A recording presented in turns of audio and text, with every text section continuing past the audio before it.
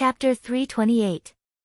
Obviously, Vagabond Qing Yi had reached an agreement with the leaders of the local clans in Flying Snow City. Right after Wu Qi settled Yan Qijuan and his two companions in the best room in Snowcloud Courtyard, a group of cultivators with an air of arrogance that seemed to be unparalleled in the world broke into Snowcloud Courtyard. There were 4 Jin Dan cultivators, and 12 Xiantian cultivators. However, the leader of the group was a peak-stage Hotian cultivator, who looked to be about the same age as Wu Qi, about 17 or 18 years old. He was born with a handsome face, and had a rather romantic temperament. However, his face was pale, and his eyes were dark and bloodshot.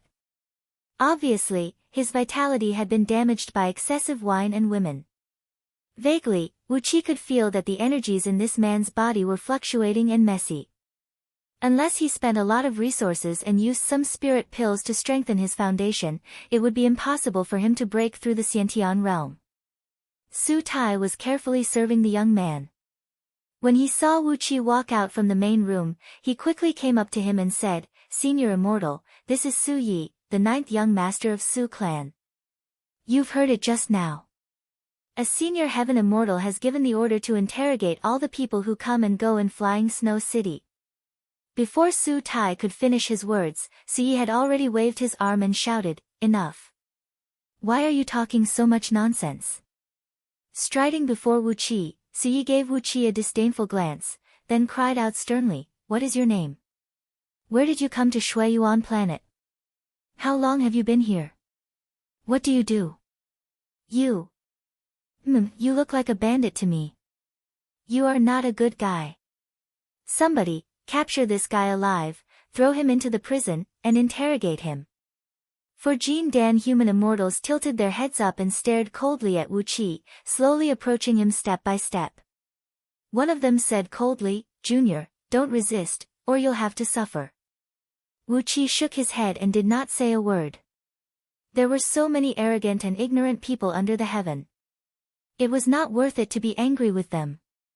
Then, he heard Su Ye's sinister laugh and said, "That snow python inner core just now belongs to you, you thief." "No, I think that inner core must be stolen goods. I heard that a few days ago, the Mu clan's storehouse was robbed and a snow python's inner core was lost." "Su Tai, is there such a thing? The inner core that you took out just now, was it the one that the Mu family lost?" The Su family and the Mu family have been on good terms for generations. Now that they have been robbed, our Su family has the obligation to help them recover the stolen goods. Su Tai opened his mouth and his face turned red. He didn't dare to make a sound. He looked at Wu Qi and lowered his head again. Wu Qi couldn't help but feel sick in his heart. What's wrong with these cultivator clans? Feng clan and Yu clan of Dark Radiance planet were like that, and now, Su clan of Shui Yuan planet was also like that. Aren't their eyes a little too shallow? Can't they see anything good? And why were they all so despicable? How could they be so skilled in framing others and making others a scapegoat? Coldly staring at Su Yi, who was wearing an arrogant expression, Wu Qi quietly fished out a black medallion from under his sleeve. It was forged using 10,000 years old dark iron from the bottom of the ocean, shaped like a ghost or skeleton, and had 3 sharp horns growing out of its forehead. The medallion was shrouded in dark smoke, and faint miserable howls kept coming out from it. Right after he took out the medallion, the surrounding temperatures suddenly dropped. Su Yi, and Chi-Chi shuddered, and they were forced to take a few steps back by the threatening ghost aura and evil force emanating from the medallion. Grinning coldly, Wu Qi said in a ferocious voice, "I'm really a bandit. Of course, I have the aura of a bandit. Little Su, is that inner core really the one that was stolen from the Mu clan? Are you going to throw me into the prison and interrogate me with torture? Hee, do you know who I am? Do you know me? Do you know me? What's written on this medallion? Fuck you."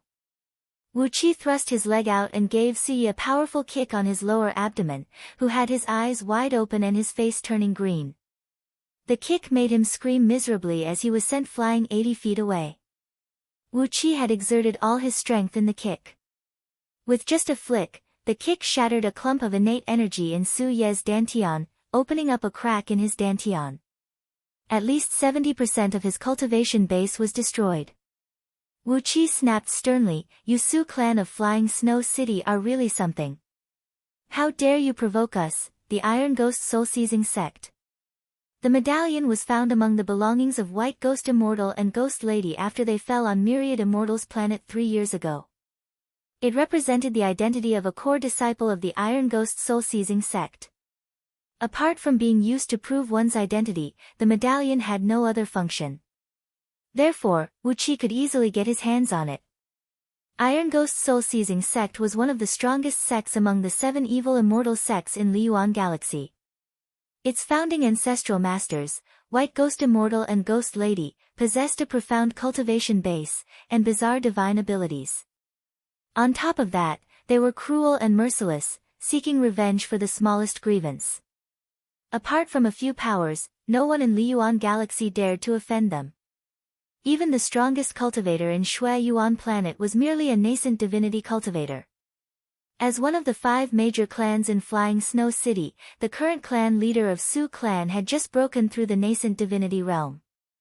Compared to an evil sect like Iron Ghost Soul-Seizing Sect, they were nothing. Although White Ghost Immortal and Ghost Lady had fallen, no outsider knew about it. Neither White Cloud Immortal Sect nor Tranquil Vimla Sect were stupid enough to spread this news everywhere. Therefore, in the eyes of everyone in Liyuan Galaxy, Iron Ghost Soul-Seizing Sect was still the strongest immortal sect among the evil sects, and White Ghost Immortal and Ghost Lady were still the leaders of the evil sects that no one dared to offend. When Wu Qi showed the medallion, Su Yi and Su Tai were struck dumb, and all the cultivators of Su clan standing nearby were struck dumb as well. The 4 human immortals of Jin Dan sect, who were arrogantly shouting at Wu Qi just a moment ago, bowed their heads while trembling, and cautiously retreated to a far distance. After all, Su clan did not have any heaven immortal backing them. If they offended a disciple of Iron Ghost Soul-Seizing Sect, with White Ghost Immortal and Ghost Lady's temperament, it would not take them more than 3 months to completely wipe out Su clan. When he thought of the dreadful situation, Su Tai's teeth chattered and produced a loud and clear noise.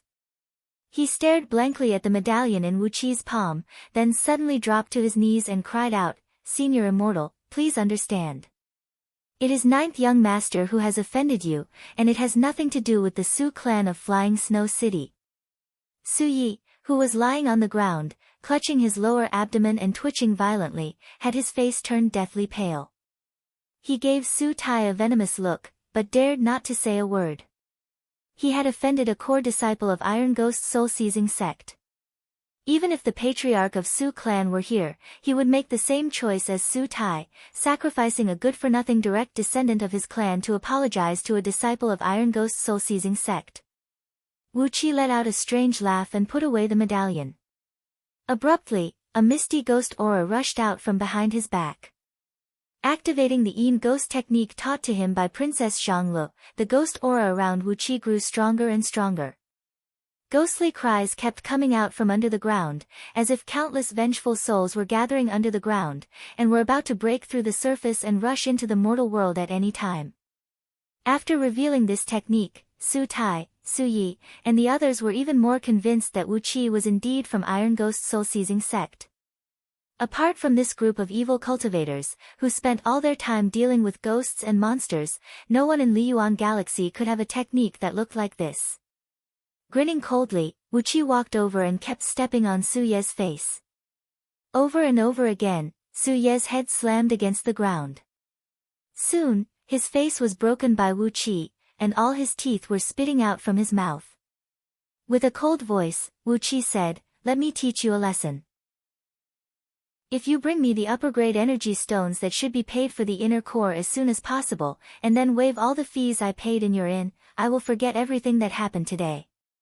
Wu Qi forcefully stomped his foot on Su Ye's chest. Su Yi howled miserably, and a large amount of blood burst out from his 7 apertures at the same time. The stomp from Wu Qi had shattered all his ribs, and his internal organs had suffered a tremendous shock, nearly crushed by the stomp. Su Tai answered in fear and trepidation. Without hesitation, he ordered the cultivators of Su clan to carry Su Yi, who was at the brink of death, and dashed out of Snowcloud Courtyard. 15 minutes later, 200,000 upper-grade energy stones were brought before Wu Qi, along with a great amount of fine wine, delicacies, and spirit fruits, which were the specialty of Shui Yuan planet. The chief manager of Huixian Abode, who was also Su Ye's uncle, had personally brought all these things to Wu Qi. Carefully and cautiously, he kept apologizing to Wu Qi. Wu Qi was too lazy to talk to these people. After giving them a few words, he once again reiterated that he did not wish to be disturbed while his senior and junior brother was recuperating. After that, he chased all the mortal family members out. Just as Wu Qi expected, Snowcloud Courtyard became extremely quiet in an instant. Su clan, who were badly frightened by the reputation of Iron Ghost's soul-seizing sect, had carefully kept the secret that Wu Qi was recuperating in Snowcloud Courtyard, and did not mention a word about it to Vagabond Qing Yi. Right under the nose of Vagabond Qing Yi and the others, Wu Qi settled down comfortably. Even though immortal Chang Wu, Vagabond Qing Yi, and immortal Xian Yang brought countless cultivators and turned the entire Shui Yuan planet upside down, they could not find even a single hair of Wu Qi.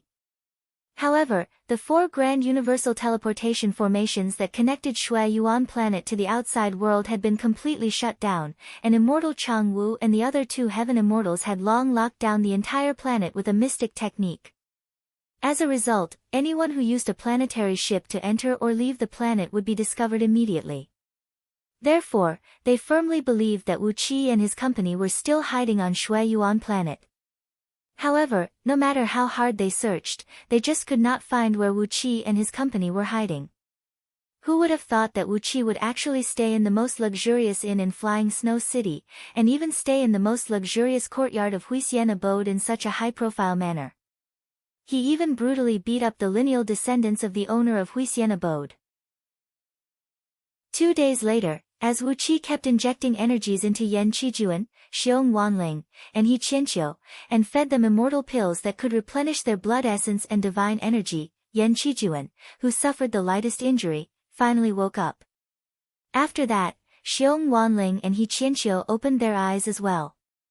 When they opened their eyes and saw Wu Qi, all 3 of them breathed out a sigh of relief at the same time. With a wry smile on his face, Yan Qijuan said, "I thought we were dead for sure this time. I never thought we could actually come back from the jaws of death." He breathed out a long sigh, staring at Wu Qi suspiciously and asked, "How did you save us from the hands of those heaven immortals?" Wu Qi just laughed and did not answer Yan Qijuan's question. Feeling helpless, Yan Qijuan could only smile wryly. On the other hand, Xiong Wanling and He Qianqiu shouted at the top of their lungs that they would take revenge on the enemies by bathing Snowflake City in blood. Wu Qi grinned evilly and told the 3 of them what he wanted to say. "Revenge. We must take revenge on those bastards. But, we have to plan carefully." As the discussion went on, ear-piercing evil laughter could be heard coming from Snowcloud Courtyard from time to time.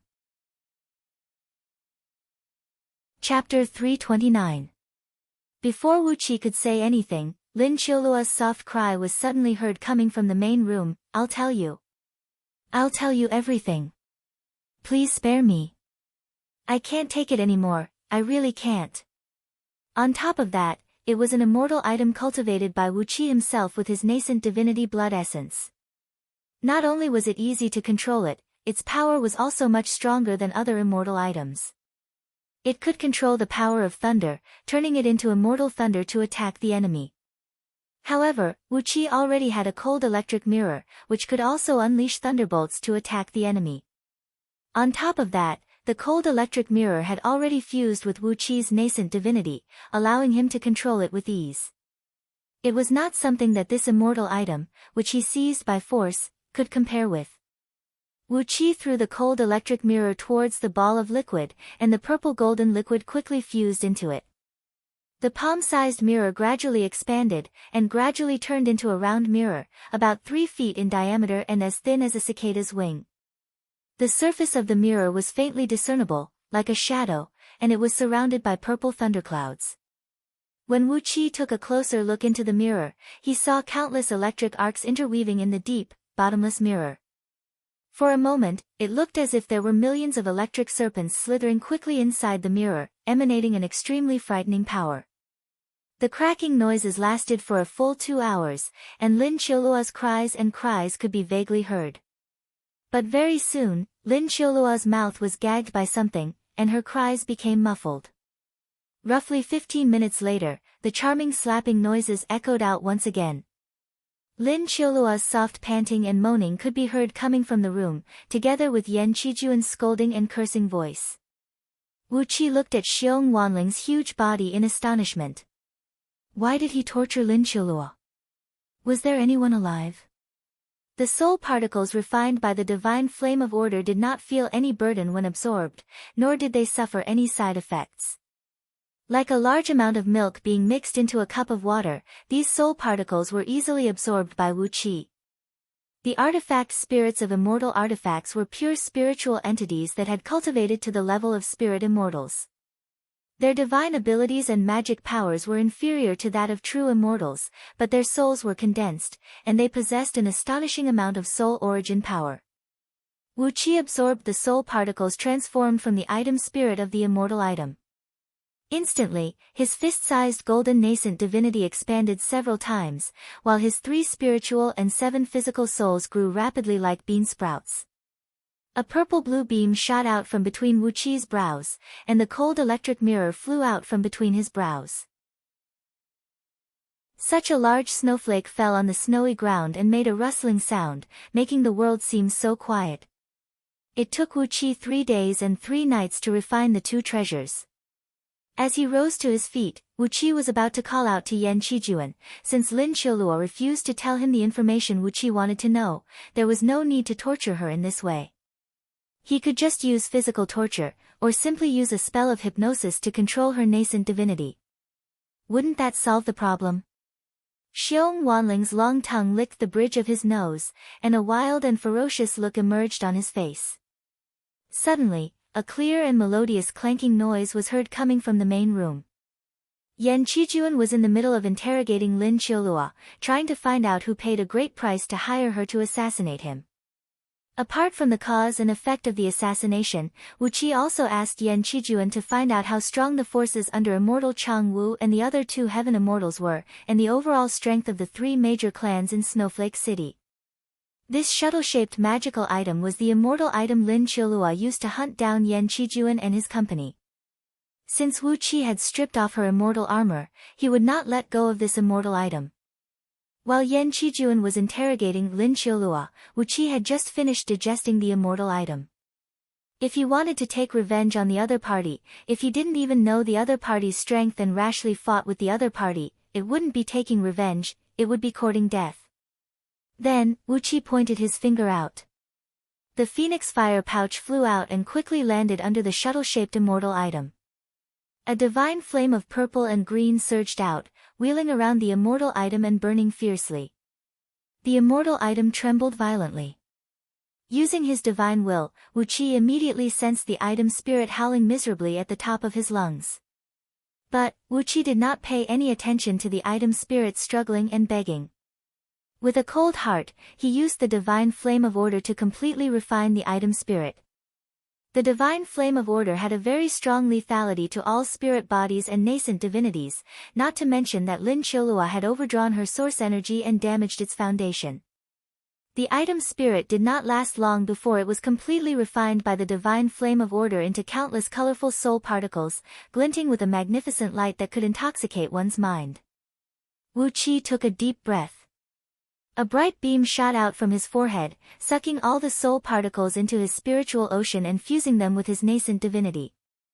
There was a distance of several tens of feet to several hundred feet between Wu Qi, Xiong Wanling, He Qianqiu, and Yan Qijuan. If Lin Qiuluo made a sound, or immortal Chang Wu struck, Wu Qi could only ensure that he could escape safely, but he could not do anything about the safety of the others. Although it was just a spirit item, after refining it, Wu Qi had fused a clump of energy essence from it into the earth element dragon scale shield. After that, 36,000 dragon scales fused with the energy essence from the immortal armor and the whip, causing their color to change slightly. They became thinner and sharper, but also heavier. Wu Qi wailed in his mind, Yan Qijuan, you must not let Lin Qiulua make any noise now, or you will be in big trouble. After that, Wu Qi took out the white whip which was used by Lin Qiulua. This long whip was just an ordinary spirit artifact, not an immortal artifact. Lin Qiulua was just one of immortal Chang Wu's companions, and it was already an incredible thing for her to have an immortal armor and a shuttle-shaped thunder immortal item.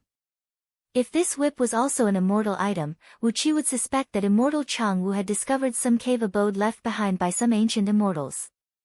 The white gust rolled up countless snowflakes and smashed viciously onto the defensive barrier above Flying Snow City. The green barrier shook and shook, completely neutralizing the fierce gust of wind. The palm-sized snowflakes had lost their arrogant momentum of destroying and drowning everything. Lazily, they passed through the barrier and drifted down slowly. Xiong Wanling and He Qianqiu, who had not fully recovered from their injuries and were still staggering when they walked, came out from their rooms.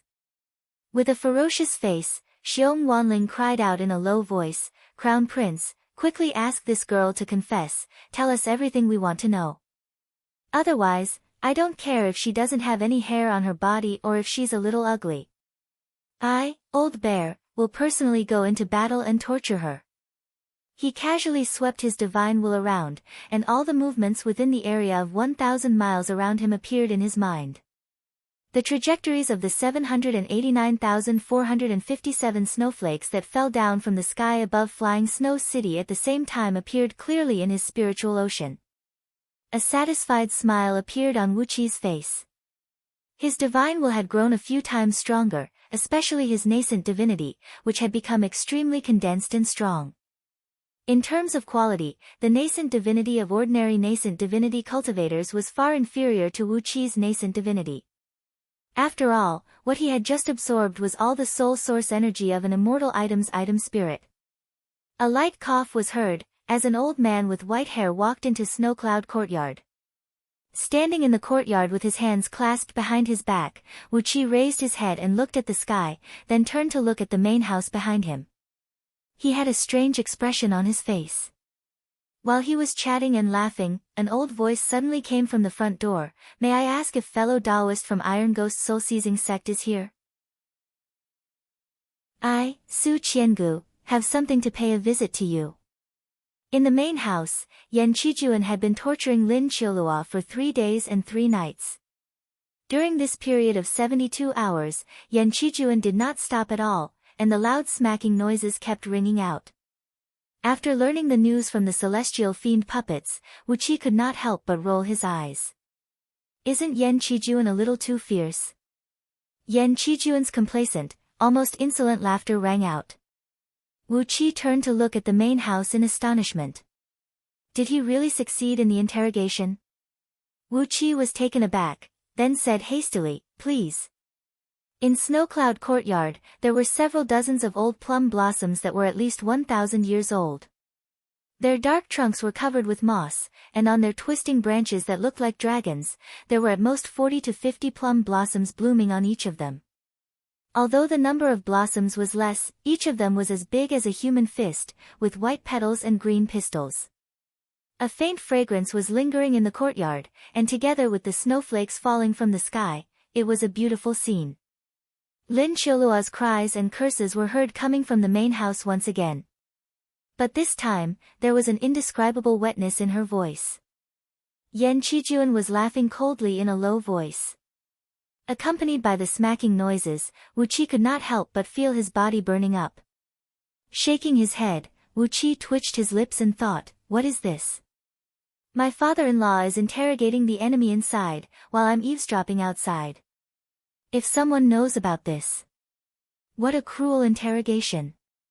Wu Qi shook his head, tucked both hands under his sleeves, threw his head back, sighed and said, as his son-in-law, it is really not easy for me to serve my father-in-law, Lao Tzu, to such an extent. Not only did I help him capture the enemy alive, I even had to strip him naked, tie him up, and throw him on the bed for him to torture.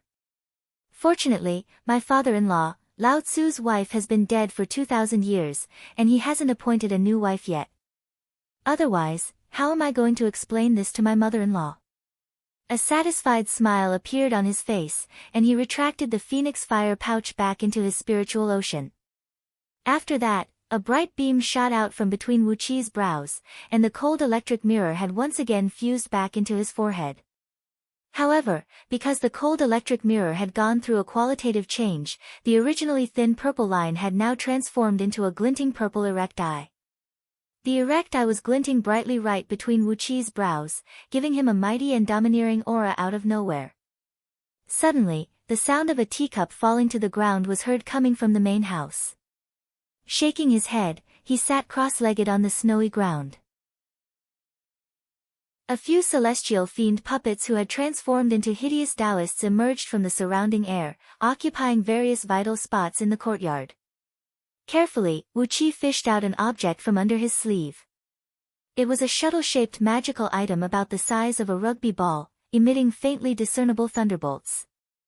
The spirit-restricting rope was firmly tied around the Dharma artifact, completely restricting its power. Waving his wrists satisfyingly, Wu Qi was very satisfied with the transformation of the earth element dragon scale shield. As he continued to craft it meticulously, as long as he kept giving it more chances to evolve, he would never waste that ball of innate earth element energy essence, and would definitely give it the power it should have. What made Wu Qi's neck tighten was the fact that immortal Chang Wu, who had an unsightly expression on his face, was standing right next to the old man. With a wry smile, Wu Qi sighed and said, "Sigh, a prodigal son is always a prodigal son. This father-in-law of mine, I really can't say anything about him." After devouring all the materials and essence of an immortal artifact, with the exception of the artifact's spirit, the cold electric mirror immediately underwent a world-shaking transformation. The quality of the mirror rose greatly and it became no different from an immortal artifact. As long as the faintly discernible thread of consciousness within the cold electric mirror could cultivate to become a spirit immortal under the nourishment of Wu Qi's nascent divinity, it would immediately transform into an immortal item-grade mirror. Su Qiangu came before Wu Qi, extended his hand and introduced Immortal Chang Wu, Senior. "This is the master of Great Martial Palace, Immortal Chang Wu." After the item's spirit was taken away, the immortal item immediately disintegrated into a clump of golden purple liquid, within which countless tiny electric arcs could be seen blinking rapidly. Chapter 330. Inside the main room, the naked Yan Qijuan was drenched in cold sweat. He stared blankly at the broken teacup on the floor, then turned to look at Lin Qiulua, who was lying on the table with her fair buttocks raised high up into the air, and was now in a semi-conscious state. He shuddered violently. The immortal pressure emanating from the courtyard was so clear that it felt like a steel blade was slicing and cutting Yan Qijuan's body. A heaven immortal had come to Snowcloud Courtyard? How many heaven immortals were there in Flying Snow City? Was it not just immortal Chang Wu and his companions? Su Qiangu introduced the master of Great Martial Palace, Immortal Chang Wu, and the faint immortal pressure emanating from him. While he was torturing Immortal Chang Wu's wife, Immortal Chang Wu, he was in the courtyard. Beads of cold sweat were breaking out from Yan Qijuan's body, trickling down his skin. Just now, it was Lin Qiulua who had unconsciously waved her hand, causing a teacup on the table to fall to the ground and shatter into pieces. If Immortal Chang Wu sent his divine will into the room, then... Yan Qijuan narrowed his eyes. Suddenly, he laughed evilly and said, "Little beauty, you sure are hot." While uttering obscene words, Yan Qijuan swept all the teacups on the table to the ground, then covered Lin Qiulua's mouth with one hand and plunged into her body. A series of cracking noises echoed out, as Lin Qiulua let out an indistinct howl. But, as Yan Qijuan covered her mouth with his palm, the howl turned into a moan. Snowflakes kept falling down from the courtyard. Upon hearing the strange noises coming from the main room, Wu Qi grinned and said, "So, it's Senior Chang Wu. This way, please. I happen to have some nice tea leaves here, and I hope Senior can have a taste of them." Right when Immortal Chang Wu entered the room, he suddenly heard the cracking noises coming from the main room. He was about to send out his divine will to find out what was going on in the room. But, the strange noises that came one after another made immortal Chang Wu give up the idea of using his divine will. Disdainfully, he gave Wu Qi a sidelong glance. These cultivators from the evil path were always like this, doing dirty things in the house in broad daylight. They were filthy and despicable to the extreme. As a mighty heaven immortal, how could immortal Chang Wu use his divine will to investigate the dirty affairs of a few juniors? Immortal Chang Wu quickly retracted his divine will, nodded at Wu Qi, and said coolly, "Good tea leaves?" "Perfect." Wu Qi turned around to look at the main house. Cold sweat broke out on his back and was quickly frozen into ice shards by the cold wind. They formed on Wu Qi's back, and the chill was unbearable. Wu Qi was amazed in his mind. Fortunately, Yan Qijuan reacted in time and made such a big move. Otherwise, if immortal Chang Wu sent his divine will into the cave and saw how his wife was being treated by Yan Qijuan, he would most likely kill her right away, and Wu Qi would have no choice but to flee. Now, as a dignified heaven immortal, he would never peep into the private affairs of his juniors. Wu Qi breathed out a sigh of relief. Without hesitation, he led Su Qiangu and immortal Chang Wu into the wing room on the west side. Two celestial fiend puppets quickly found a tea set, then collected a urn of snow water from the petals of the plum blossoms in the courtyard, lit a fire in a small clay stove, and began boiling the water at the entrance of the wing room. Wu Qi handed over a bag of wild spirit tea harvested from the depths of Meng Mountains to the two celestial fiend puppets, then said solemnly, "Seniors, we are honored by your presence. Junior brothers, please make a cup of fragrant tea for us, and don't neglect it." One of the puppets grinned, then said with a hoarse voice that sounded like the friction between a steel blade and a hacksaw, "Rest assured, senior brother.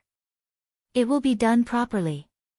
Only then did Wu Qi enter the wing room, cupping his fist and bowing respectfully to immortal Chang Wu, who was sitting on the host seat. "May I know what brings you here, senior brother?" Immortal Chang Wu gave two celestial fiend puppets, who were squatting at the entrance and boiling the tea, and snorted indifferently. Su Qiangu rose to his feet hastily, smiled at Wu Qi, and said, "I heard from those few good-for-nothing clan members that fellow Taoist is from Iron Ghost soul-seizing sect? May I ask fellow Taoist?" Wu Qi narrowed his eyes, smiled, and said in a neither servile nor overbearing manner, "I'm Fifth Ghost." Immortal Chang Wu narrowed his eyes and nodded slowly. Su Qiangu gave immortal Chang Wu a look, smiled, and said, "Fellow Taoist Fifth Ghost, I've long heard of your name." This is what happened. For the past few days, Senior Chang Wu and the other two seniors had sealed off the Grand Universal Teleportation Formation in Shui Yuan Planet, trying to capture a few reckless cultivators. However, it seems they have an extraordinary artifact, which allows them to travel at a very fast speed, and is an expert in hiding their aura. Therefore, we haven't found any trace of them in the past few days. Wu Qi smiled, shook his head, sighed, and said, "If that is the case, perhaps they have already left Shui Yuan Planet?" "Impossible," said immortal Chang Wu coolly. "Vagabond Qing Yi has already sealed off the sky above Shui Yuan Planet with the sky net, and the three of us have also laid out a restrictive spell. No one can leave Shui Yuan Planet without alerting us. I'm sure they are still in Shui Yuan Planet, but we have no idea where they are hiding." With a wave of his palm, a sheet of green light shot out, amidst which emerged Wu Qi, Yan Qijuan, Xiong Wanling, and He Qianqiu. Immortal Chang Wu said coldly, "Shui Yuan Planet is surrounded by Xianbing snowfields, and there are countless caves that they can hide in. Even with our divine will of Heaven Immortal Realm, it is impossible for us to search the entire planet in a blink of an eye and find them." Su Qiangu gave immortal Chang Wu another look, chuckled, and said, "Iron Ghost soul-seizing sect is an expert in controlling ghosts. I wonder how many ghosts can fellow Taoist Fifth Ghost control?" Wu Qi cried out as if he was suddenly enlightened, "Seniors, do you mean to let me control the ghosts and search the entire Shui Yuan Planet?" Inwardly, Wu Qi was laughing. This immortal Chang Wu is indeed a good schemer. Even for a heaven immortal, it was impossible for him to unleash his divine will and see everything with a single glance. When 3 heaven immortals joined hands to search the entire Shui Yuan planet, there would always be some flaws that could be exploited. However, the technique used by Iron Ghost soul-seizing sect to control Yin ghosts was different. By releasing tens of thousands or even hundreds of thousands of Yin ghosts at the same time, they could search a very large area. On top of that, Yin ghosts were ghosts that had no form or substance, so they could enter and leave any Xian Bing or seawater at will. In front of these ghosts, there were no blind spots or hiding spots. With the help of Yin ghosts and the divine will of 3 heaven immortals, there was a real possibility that they could find out where Wu Qi and his company were. Wu Qi put on a hesitant face and did not say a word for a long while. Upon seeing Wu Qi's reaction, Immortal Chang Wu could not help but frown. He lightly knocked on the armrest of the chair and said coolly, "Fifth ghost, work hard for me, and I won't let you suffer any losses." Iron Ghost soul-seizing sect has a friendly relationship with Grand Marshal Palace.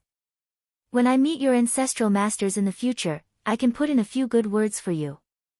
While Wu Qi was pondering for a while, 2 celestial fiend puppets carefully walked up to him, each carrying a tray with 3 cups of tea. Hastily, Wu Qi took over the tray, then respectfully served a cup of tea to both Immortal Chang Wu and Su Qiangu. "Seniors, please have a taste of the finest spirit tea we've gathered," said Wu Qi respectfully. A spirit tea of this grade is very rare nowadays. Immortal Chang Wu and Su Qiangu exchanged a glance, then picked up their teacups disapprovingly. In their eyes, Wu Qi was just a Jin Dan realm disciple of Iron Ghost soul-seizing sect, and a Jin Dan human immortal was an insignificant figure among all the immortal sections. So, what kind of excellent tea could he possibly gather? However, when the lid of the teacup was lifted, Immortal Chang Wu could not help but give a shout of praise. As soon as the lid of the porcelain teacup was lifted, a tiny wisp of white smoke rose slowly from the tea, rising 3 feet high like a tornado. After that, the wisp of white smoke twisted and squirmed gracefully in the air, transforming into a clump of Ganoderma-shaped smoke and slowly dispersing. Immediately, a delicate fragrance filled the air, and a fragrance that could make one's pores open up uncontrollably filled the entire room. Excellent tea. It is indeed a supreme-grade tea. Immortal Chang Wu sniffed the aroma with great interest, then looked at the floating tea leaves in the green tea. Shaking his head, he picked up the teacup and slowly took a sip of the fragrant tea. As soon as the tea entered his mouth, it tasted like a mouthful of buttermilk, slipping from the tip of his tongue all the way into his stomach. Gulp! A clump of hot air and rich aroma exploded in his stomach, and a strange fragrance flowed through his entire body, making him feel warm and comfortable. It was as if the fragrance was spreading out from his pores. Immortal Chang Wu felt refreshed, and an indescribable feeling of comfort nearly made him moan. For a moment, he forgot that Lin Qiulua had fallen into the enemy's hands, forgot that he still had to hunt down those few reckless cultivators, and forgot all the troubles in the world. The aroma of the tea was simply too magical. Immortal Chang Wu could not help but pick up the teacup once again. This time, he finished the tea in one gulp. Similarly, Su Qiangu picked up the teacup and took a sip of the tea as well. He could not help but praise, "Fragrant and fragrant, this is indeed a supreme-grade tea." Holding the teacup in his hand, Wu Qi looked at Immortal Chang Wu and Su Qiangu without saying a word. After a while, he asked leisurely, "Seniors, do you feel comfortable?" "I feel like I'm floating in the air, like a feather flying in the sky, feeling extremely relaxed and happy." Su Qiangu raised his head slowly, gave Wu Qi a smile, and fell to the ground. Immortal Chang Wu looked at Su Qiangu with a puzzled expression, then asked with a stammering voice, What happened?" Wu Qi casually threw the teacup to the ground, gave Immortal Chang Wu a strange look, smiled, and said, "I never expected that you would bring yourself to me. 100 times the amount of drunken dragon incense, and it looks like the effect is pretty good. Drunken dragon incense can really knock out a heaven immortal." "You." Immortal Chang Wu rose to his feet, his body trembling. Lightly, he raised his hand and slowly pointed at Wu Qi. Immortal Chang Wu gave Wu Qi a lazy and delicate glance, then slowly opened his mouth. But, Before he could let out any scolding words, he had already fallen headfirst to the ground and fell into a deep sleep. His face was flushed, as if he was drunk, and a strong fragrance was emanating from his body. Next to him, two celestial fiend puppets let out a ferocious laugh. Wu Qi breathed out a faint sigh. He came next to Su Qiangu, and deftly removed all the valuables from his body. After that, the spirit-restricting rope transformed into a beam of purple light and flew out, coiling around Immortal Chang Wu's body for 7 to 8 rounds, tying him up like a rice dumpling. Completely defenseless, Immortal Chang Wu was tied up by the spirit-restricting rope, and had completely lost the chance to turn the tables. After shoving Immortal Chang Wu into the spirit breeding ring, Wu Qi laughed and said, "Let's go. Let's go. A heaven immortal. We're going to make a fortune." In a flurry, Wu Qi shoved Yan Qijuan and the others into the spirit breeding ring, changed his clothes, and changed his visage, before rushing out of Snowcloud Courtyard. Right when he stepped out of the courtyard, an immortal pressure suddenly descended from above. A figure flashed across the sky, as Vagabond Qing Yi stepped on an auspicious cloud and stopped before Wu Qi. Chapter 331. Sitting on the ground, shivering, Wu Qi cried out miserably, "I'm just here to do business with fellow Taoists from Iron Ghost Soul-Seizing Sect. Just now, I bought some rare items from them." After that, Senior Chang Wu came. They exchanged a few words and left. "I have no idea what they are going to do. I'm just here to exchange some rare materials with fellow Taoists from Iron Ghost Soul-Seizing Sect." However, the 3 green jade rings worn on Vagabond Qing Yi's fingers emitted a large sheet of bright lights at the same time. Like countless tiny needles, they pierced towards Wu Qi's body. Wu Qi felt a chill run through his body. Before the bright lights could touch his body, countless tiny wounds had already appeared on his skin, and countless drops of blood were poking out from his skin, making him look like a man of blood. However, it was a matter of great profit. When he thought that Immortal Chang Wu might be bringing the people from Iron Ghost Soul-Seizing Sect to search for more spirit herbs of 3,000 years, Vagabond Qing Yi felt a sharp pain in his heart. He fixed his eyes on Wu Qi and cried out sternly, "Tell me where they are now. Or else, I don't mind seizing your soul and searching for everything I want." Suddenly, Immortal Xian Yang coughed out 3 mouthfuls of warm blood. Then, a pair of blood-red flaming wings sprouted out from his back. With his bloodshot eyes wide open, Immortal Xian Yang transformed into a beam of flame and chased after Wu Qi. In just a blink of an eye, Immortal Xian Yang's flying speed had surpassed Wu Qi, who was fleeing with the chariot of 8 horses. With a flap of the flaming wings, he had caught up with Wu Qi in just a blink of an eye. He grabbed the bag and fished out the few spirit herbs from within, then cried out in shock, 3,000 years old green radish. This is the main ingredient for concocting 7 orifices spirit cleansing pill. 3,000 years old green radish? Where did these juniors from Iron Ghost Soul-Seizing Sect get them?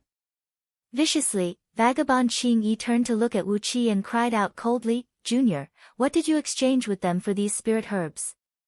If not because Vagabond Qing Yi suddenly sensed that Immortal Chang Wu's aura had disappeared from Flying Snow City, he would not have come here. But, when he arrived, he found that Immortal Chang Wu was indeed gone. But, this was too strange. Didn't they have an appointment? Vagabond Qing Yi stared at Wu Qi without saying a word. With trembling hands, Wu Qi fished out a bag from Black Dragon's spirit ring, then handed it over to Vagabond Qing Yi and said, Senior, this is the item I wanted to trade with them. Junior's words are all true, not a single one is false."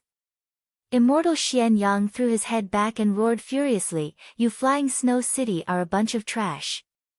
Brat, how dare you? How did you plot against fellow Immortal Qing Yi?" Immortal Xian Yang bellowed furiously, "Quickly stop and surrender. Great Immortal, I'll leave your corpse intact." Being blinded by greed, Vagabond Qing Yi had completely overlooked one fact: if Immortal Chang Wu really brought the people of Iron Ghost Soul-Seizing Sect away because of Qing Shiro, why would he allow Wu Qi to leave Snowcloud Courtyard safely? For a person and something related to a precious treasure, it was necessary to have them in his hands. As such, Wu Qi would either be taken away by immortal Chang Wu, or be killed to keep his mouth shut. It was impossible for him to leave safely.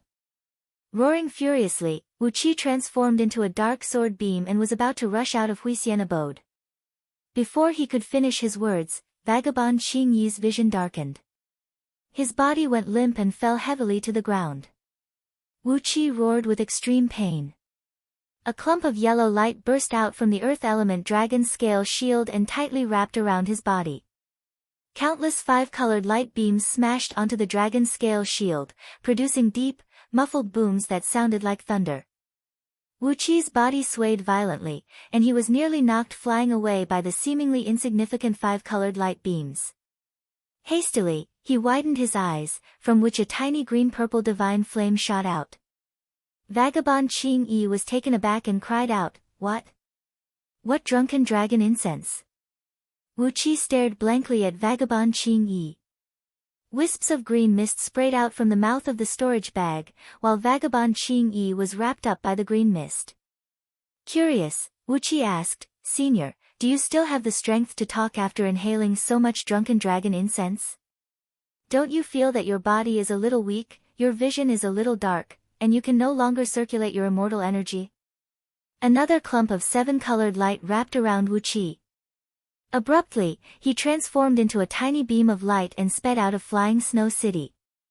The restrictive barrier hovering above Flying Snow City could not stop Wu Qi at all, as it was shattered into pieces by the seven-colored light beam unleashed by the chariot of 8 horses. A furious roar rang out, as immortal Xian Yang's huge hand that was burning with raging flame grabbed towards Wu Qi, who was trapped in the chariot. Vagabond Qing Yi's eyes went wide with astonishment. He turned to look at the main entrance of Snowcloud Courtyard and murmured coldly, "What is Chang Wu doing? Didn't we come to an agreement that the three of us will work together? Why did he leave in such a hurry with the people of Iron Ghost's soul-seizing sect? Could there be some unforeseen event?" He held the storage bag tightly, its mouth opened, and a delicate fragrance kept wafting out from it. Green-black radish was a herb that carried a natural fragrance. Therefore, Vagabond Qing Yi did not pay too much attention to the fragrance. He fixed his gaze at Wu Qi, trying to force him to tell him where immortal Chang Wu had gone. If the cultivators of Iron Ghost's soul-seizing sect had really found these 3,000-year-old green-black radishes on Shui Yuan planet, then there must be other treasures at the place where they found the spirit herbs. If not, immortal Chang Wu would not leave in such a hurry. Wu Qi let out a loud laugh and said, "Old fogey Xian Yang, wash your neck and wait for me to chop off your dog head." Wu Qi's eyes went wide as he cried out in surprise, "It's true that this is a green-black radish, but 3,000-year-old. Are you kidding me? How can there be a 3,000-year-old immortal herb in this world?" After a brief moment of pondering, Vagabond Qing Yi glared at Wu Qi and cried out, "Who are you? Why did you come out from this courtyard?" Following Vagabond Qing Yi's rebuke, a tremendous immortal pressure suddenly descended upon Wu Qi. Very cooperatively, Wu Qi tilted his body and sat on the ground in a sorry state. He stared at Vagabond Qing Yi with a terrified expression as if he had just seen a ghost. His face was even paler than the snow. "Bastard," cursed Wu Qi. Shivering from the pain, Wu Qi scolded under his breath, "Bastard.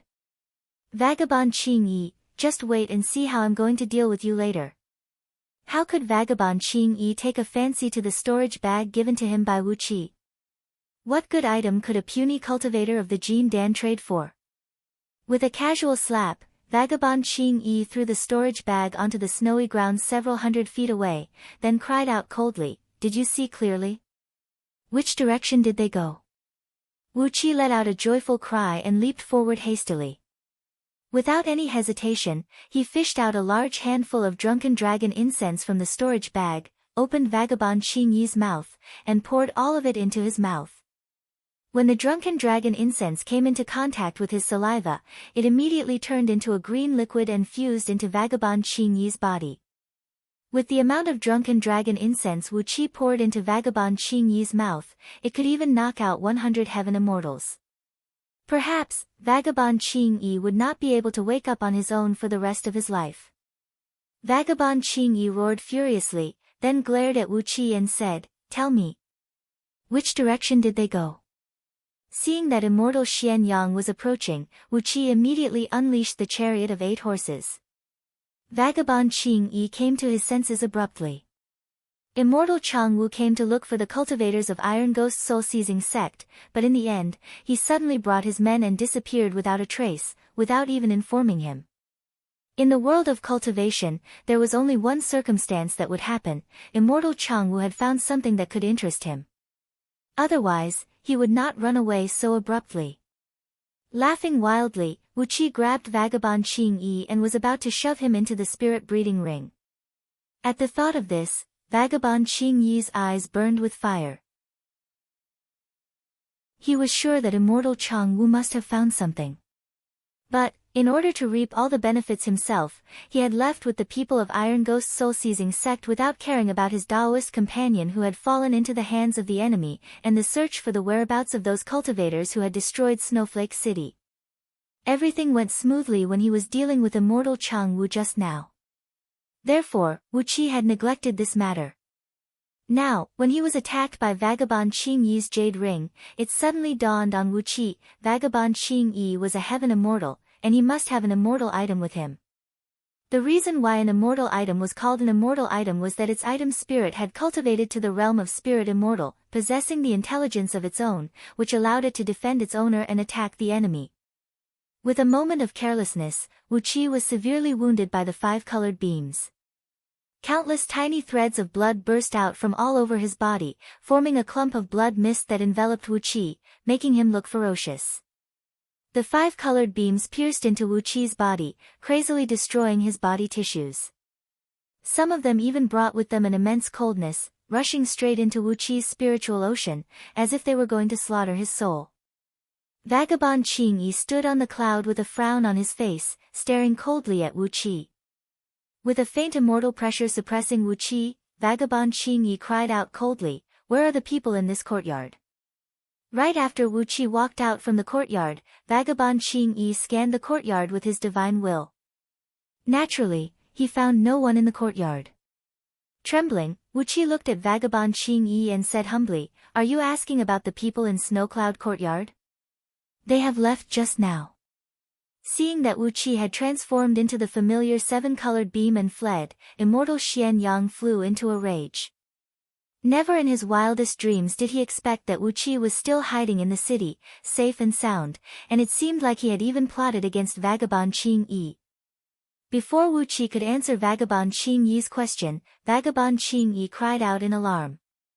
Like a hungry wolf who had just seen a piece of meat, he leaped down from the cloud and dashed out, grabbing the brocade bag that fell on the ground. Just a moment ago, Vagabond Qing Yi did not take Wu Qi's brocade bag seriously, and casually threw it far away. But now, the opening of the brocade bag was loosened, revealing a few vaguely transparent spirit herbs that looked like reeds, green in color, and had leaves that looked like they were carved out of jade. Vagabond Qing Yi frowned as he gave Wu Qi an appraising glance. He had a feeling that there was something strange about Wu Qi.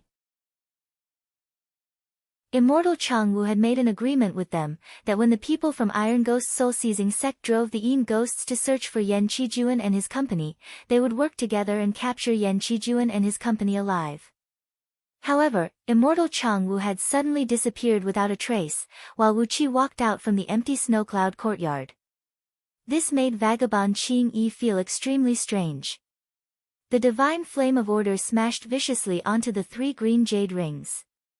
All of a sudden, a miserable howl that could only be sensed by divine will was heard coming out from the rings, while countless 5-colored beams vanished abruptly.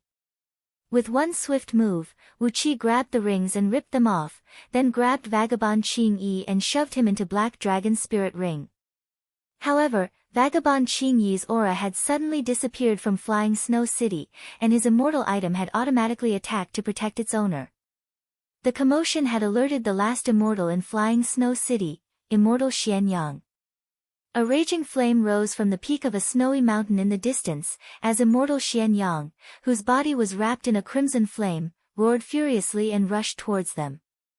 Vagabond Qing Yi's face darkened as he sneered and said, "How presumptuous! How could I mistake the age of these spirit herbs? If I said they are 3,000 years old green radishes, then they must be 3,000 years old. Tell me, where did those juniors get these spirit herbs? Something is not right." Chapter 332.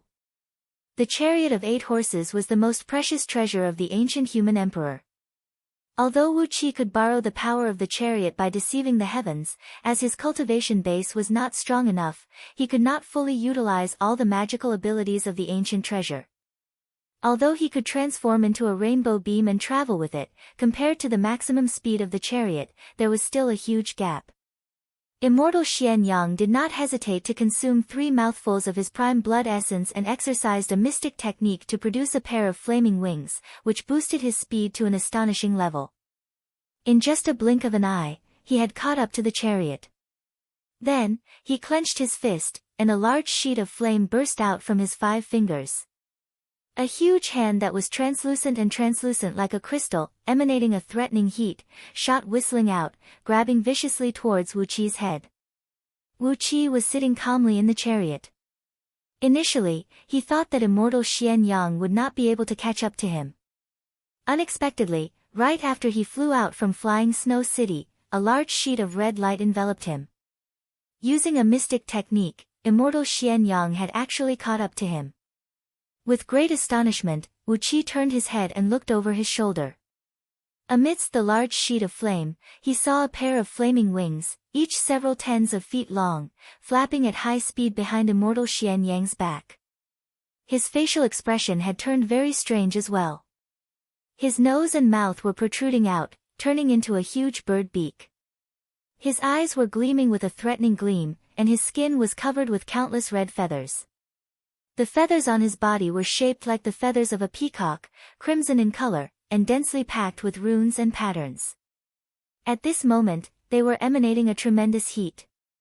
The natural energies kept being channeled into these feathers, and after being transformed by the runes and patterns on them, they were transformed into crimson flames and injected into the pair of wings on immortal Xian Yang's back. After that, they burst out violently. Behind immortal Xian Yang's back, a stream of flame stretched over 100 miles long, turning half of the sky red. While Wu Qi was still sizing up immortal Xian Yang, the several tens of feet wide crimson palm had already come pressing down forcefully, slapping viciously onto the rainbow glow emitting from the chariot of 8 horses. Immediately, a loud rumble rang out, and a 7-colored auspicious ray burst out from the chariot, expanding into a huge 7-colored cloud that measured several miles in circumference.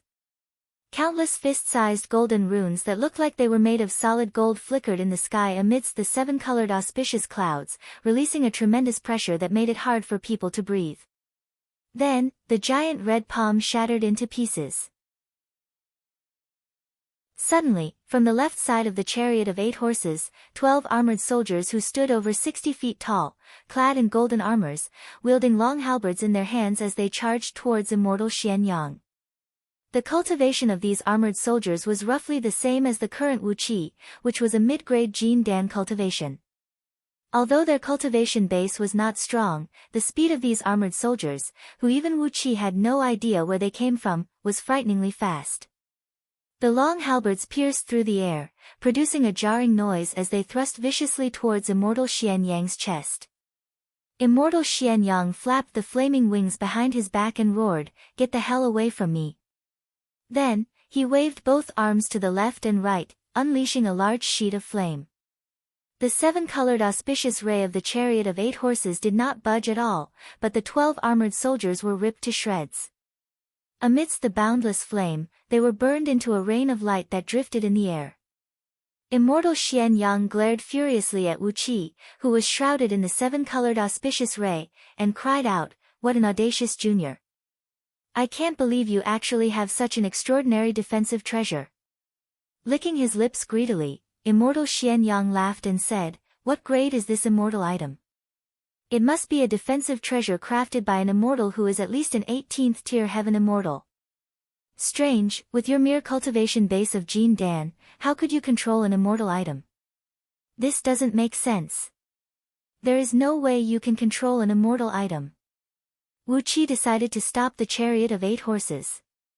Since immortal Xian Yang had already seen the true form of the chariot, he might as well stop the chariot and explain it to him.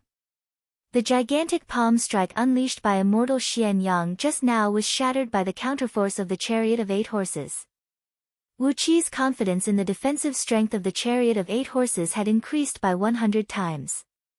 Even if he had to face a heaven immortal head-on, he had nothing to fear. Upon hearing immortal Xian Yang's words, Wu Qi grinned coldly and was about to answer him, but all of a sudden, the row of golden bells hanging on the chariot's hood began to move and tinkle, even though there was no wind blowing. As the bells tinkled, the surrounding auspicious clouds suddenly rocked and rocked. 24 golden-armored soldiers holding long halberds in their hands rushed out, stepping on the auspicious clouds once again, transforming into streams of light as they charged towards immortal Xian Yang. Immortal Xian Yang flapped his wings as he stared at these golden-armored soldiers arrogantly. This time, these soldiers merely possessed the cultivation base of upper-grade Jin Dan. Immortal Xian Yang sneered. With a light flick of his finger, a large sheet of crimson flame sprayed out, burning all 24 armored soldiers into countless specks of light that drifted down from the sky. Sitting coldly on the chariot, Wu Qi stared at immortal Xian Yang. This was the first time Wu Qi was facing a real heaven immortal. Immortal Xian Yang's strange visage, as well as the pair of flaming wings behind his back, had aroused Wu Qi's curiosity. Not only the visage, the pair of flaming wings were actually attached tightly to immortal Xian Yang's body like real wings made of flesh, as if they were grown out from his flesh and blood, and not some illusory image formed from flames.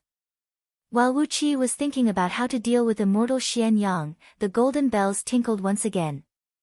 The 7-colored auspicious clouds rolled and rocked, as 48 armored soldiers charged out whistling. Stepping on the clouds again, they turned into cold beams and charged towards immortal Xian Yang. This time, all the armored soldiers had the cultivation base of early-stage nascent soul realm.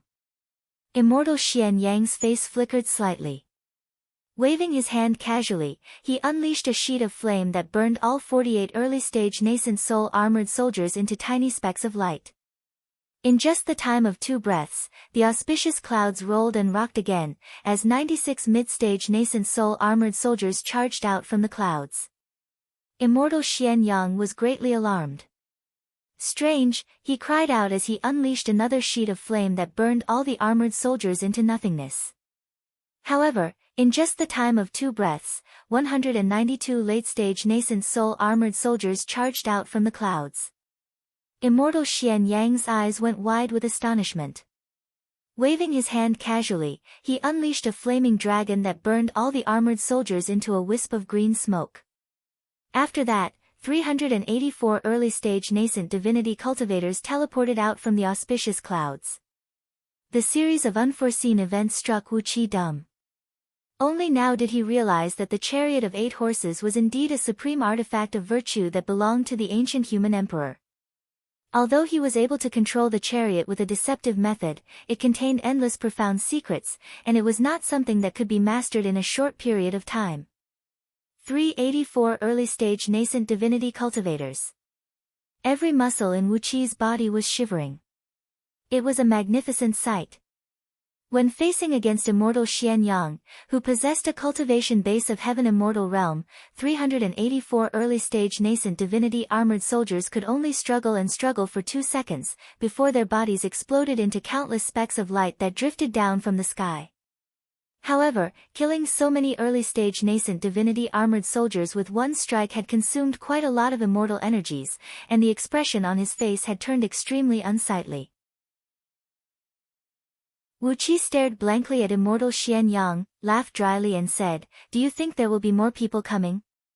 Immortal Xian Yang stared at Wu Qi. Immediately, he understood why Wu Qi asked such a question. What a lucky junior. You've obtained this supreme artifact, but you still don't know its function. If there are more people coming, doesn't that mean? While immortal Xian Yang's rebuke was still echoing in Wu Qi's ears, the surrounding auspicious clouds began to roll and tumble again.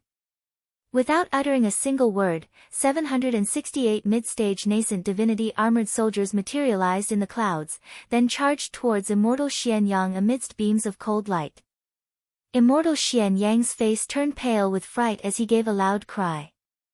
Without hesitation, he unleashed a red wheel of light, measuring 3 feet in diameter. 6 fist-sized red pearls were embedded in the wheel of light, glinting brilliantly. Right after he made his move, these pearls immediately sprayed out a large amount of green smoke and purple flame, which was accompanied by deafening thunderclaps. With just one strike, all 768 mid-stage nascent divinity armored soldiers were turned into nothingness. Immortal Xian Yang's face turned slightly pale. The strike had consumed quite a lot of his immortal energies and energy.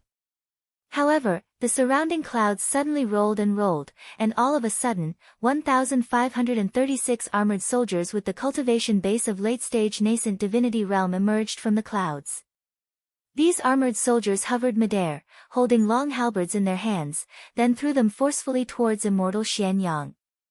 When these late-stage nascent divinity armored soldiers appeared, Wu Qi's vision suddenly turned dark. His divine will was consumed at an incredible speed, and in just a blink of an eye, his previously plentiful mental force was completely depleted, leaving only a tiny thread of mental force to keep him awake. A will was transmitted from the chariot of 8 horses. Suddenly, Wu Qi understood the origin of these armored soldiers. All of them were the protectors manifested from the enormous power of faith in the chariot of 8 horses. However, in order to utilize the power of faith in the chariot of 8 horses, they had to extract a tiny thread of Wu Qi's mental force and transform it into the soul core of these armored soldiers. Because of the restrictive formation, the strongest armored soldier that appeared could only have the same cultivation base as Wu Qi's nascent divinity. After absorbing the spirit, energy, and divinity of many nascent divinity cultivators, Wu Qi's nascent divinity had reached the level of a peak-stage nascent divinity cultivator. Therefore, the protectors manifested by the chariot of 8 horses were all peak-stage nascent divinity armored soldiers. When these armored soldiers manifested, they extracted Wu Qi's mental force and transformed it into the soul core. As a result, Wu Qi's divine will was depleting at an incredible rate, and he nearly passed out due to the lack of energy. Wu Qi sighed lightly. If he had the cultivation base of a heaven immortal now, the enormous power of faith in the chariot of 8 horses would be able to manifest the protectors of heaven immortal realm, helping him to attack the enemies. But too bad, his cultivation base was not strong enough, and the peak stage nascent divinity armored soldiers could not pose any threat to immortal Xian Yang. Immortal Xian Yang's face turned pale once again. He injected a great amount of immortal energy into the flaming wheel hovering above him, causing the 6 pearls to burst with a blinding red gleam. Large sheets of green smoke and purple flame wheeled around him, shattering the over 1,000 halberds that were shooting at him. Then, immortal Xian Yang took a deep breath and sprayed out a large sheet of purple flame. Amidst the purple flame, 1,536 armored soldiers could only last for the time of 1 breath before they disintegrated. Wu Qi's face turned deathly pale, and cold sweat burst out from his body. Panting heavily, immortal Xian Yang fixed his eyes on Wu Qi and said with a cold grin, "Junior, if this extraordinary treasure can summon heaven immortal armored soldiers." Suddenly, he took a few deep breaths, frowned and said, "What is this aroma that smells so good?" It is elegant and refined, a supreme grade incense." Wu Qi raised his hand up. A clump of drunken dragon incense, about the size of a human head, was burning fiercely in his palm. A faint green smoke drifted out from it, and the aroma had long enveloped an area of several tens of miles in circumference. As immortal Xian Yang had exerted too much strength just now, he was gasping for air, and did not have the time to isolate the air with a restrictive spell. As a result, he had already inhaled a large amount of drunken dragon incense. After staring blankly at Wu Qi for a while, immortal Xian Yang let out a loud cry. Suddenly, he fell from the sky like a rock. Hastily, Wu Qi reached out his hand and wrapped the flaming wheel with a clump of divine flame of order. After that, he grabbed the unconscious immortal Xian Yang and shoved him into the spirit breeding ring. After putting away the chariot of 8 horses, Wu Qi gave the surroundings a glance. Just as he was about to leave this place, 7 to 8 black dots suddenly flew towards him at top speed from afar, while emanating an enormous immortal pressure that blotted the sky and blotted the earth. The immortal pressure of 7 to 8 heaven immortals merged into one, causing the entire Shui Yuan planet to tremble. Wu Qi's heart skipped a beat. So many heaven immortals. Chapter 333. The tremendous immortal pressure made all the living beings who had cultivated in Shui Yuan planet tremble, and dared not to move. Whether it was demon beasts, demon birds, demon fishes in the ocean, or the numerous cultivators on Shui Yuan planet, all the living beings who had cultivated in Shui Yuan planet could instinctively sense the pressure that came from everywhere. They all held their breaths with rapt attention, carefully retracting their auras. Under an iceberg near the original site of Snowflake City, 3 messy courtyards were placed in a row. Some cultivators were seen wheeling and patrolling in the sky on their flying swords, while others were seen going in and out of the courtyards, supervising a large number of mortal craftsmen to repair the dilapidated courtyards. These heaven immortals came from the few major clans in the other few major cities of Snowfield City. They were either related by marriage to those big clans, or some of the people in those big clans were their disciples. Therefore, when Immortal Chang Wu and his companions sent out the immortal orders, forcing Flying Snow City, Snowdrift City, and White Frost City to shut down their teleportation formations, sealing off all the entrances and exits of Shui Yuan planet, all the major clans used mystic arts to inform the heaven immortals they worshipped. Another old man, clad in a crimson robe and with a haggard face, said in a deep voice, "No matter why they sent out such an order, we need to find them first. How did Snowflake City end up like this? What should we do in the future? We need an explanation." All the heaven immortals hovering in midair began to talk again, allowing Wu Qi to hear them clearly. Raising his head in a reserved manner, Wu Qi said in a disapproving tone, "What's so strange about that? Since you dared to attack my father-in-law, you should have thought of the consequences. Lin Qiulua, your reliance has been captured alive. Today, I'm going to wipe out the entire Lin clan of Snowflake City right in front of you." Wu Qi sneered. From Black Dragon's spirit ring, he fished out 2 immortal talismans given by Patriarch Jiang Yun and gave them to Xiong Wanling and He Qianqiu. When she saw Immortal Chang Wu and the other 2 heaven immortals lying limply on the ground, Lin Qiulua was so frightened that she screamed, "No, no! Immortal Monarch, seniors, what happened to you? Heavens! What's going on? What happened to you? What happened to you? Wake up!" An old Taoist wearing a grey Taoist robe with a black mountain embroidered on his chest snorted coldly and said, simply rude and unreasonable. Shui Yuan planet had been locked down for a few days. How much did it lose? This Shui Yuan planet does not belong to the 3 great clans of Snowflake City. Then, they would find Immortal Chang Wu and the other 2 heaven immortals and seize the opportunity to suppress them, preventing them from rebuilding Snowflake City. With the overall strength of the 8 heaven immortals, Immortal Chang Wu and the other 3 heaven immortals, who had joined forces for the sake of benefits, were no match for them at all. There was no need for them to consider their feelings. All they had to do was to force them to agree to merge the 3 major clans of Snowflake City with the other few cities. Lin Qiulua, with a pale face and naked body, was seen lying on the ground in a sorry state, looking around with a terrified expression. When Lin Qiulua saw the huge pit where Snowflake City used to be, and the 3 courtyards around it, she cried out in surprise, "This is Snowflake City. What are you doing here? What do you want?" Over the past 3 years, Wu Qi had concocted a large amount of drunken dragon incense in Myriad Immortals planet. This time, in order to deal with Immortal Chang Wu and the other 2 heaven immortals, he had spent 99% of the drunken dragon incense on them. As it was not a spirit medicine that could save lives and heal wounds, Wu Qi did not concoct too much of it, and he had almost wasted all of it today. After coming to a decision, they gave the surroundings a thorough examination, but they could not find the whereabouts of Immortal Chang Wu and the other 3 heaven immortals. Only then did they give up helplessly, continuing their search into the distance. On an icy peak less than 10 miles away from the iceberg, Wuqi unleashed his sword beam. He gave the 3 courtyards a look, then turned to look at the huge pit next to them, where Snowflake City used to be. He could not help but grin coldly. A large sheet of white light burst out from the spirit breeding ring, amidst which came Yan Qijuan and his company.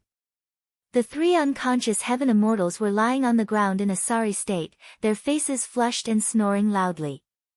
When they heard that Snowflake City was destroyed, and that immortal Chang Wu and the other 2 heaven immortals had sealed off Shui Yuan planet, these heaven immortals immediately rushed over like flies that smelled the scent of blood.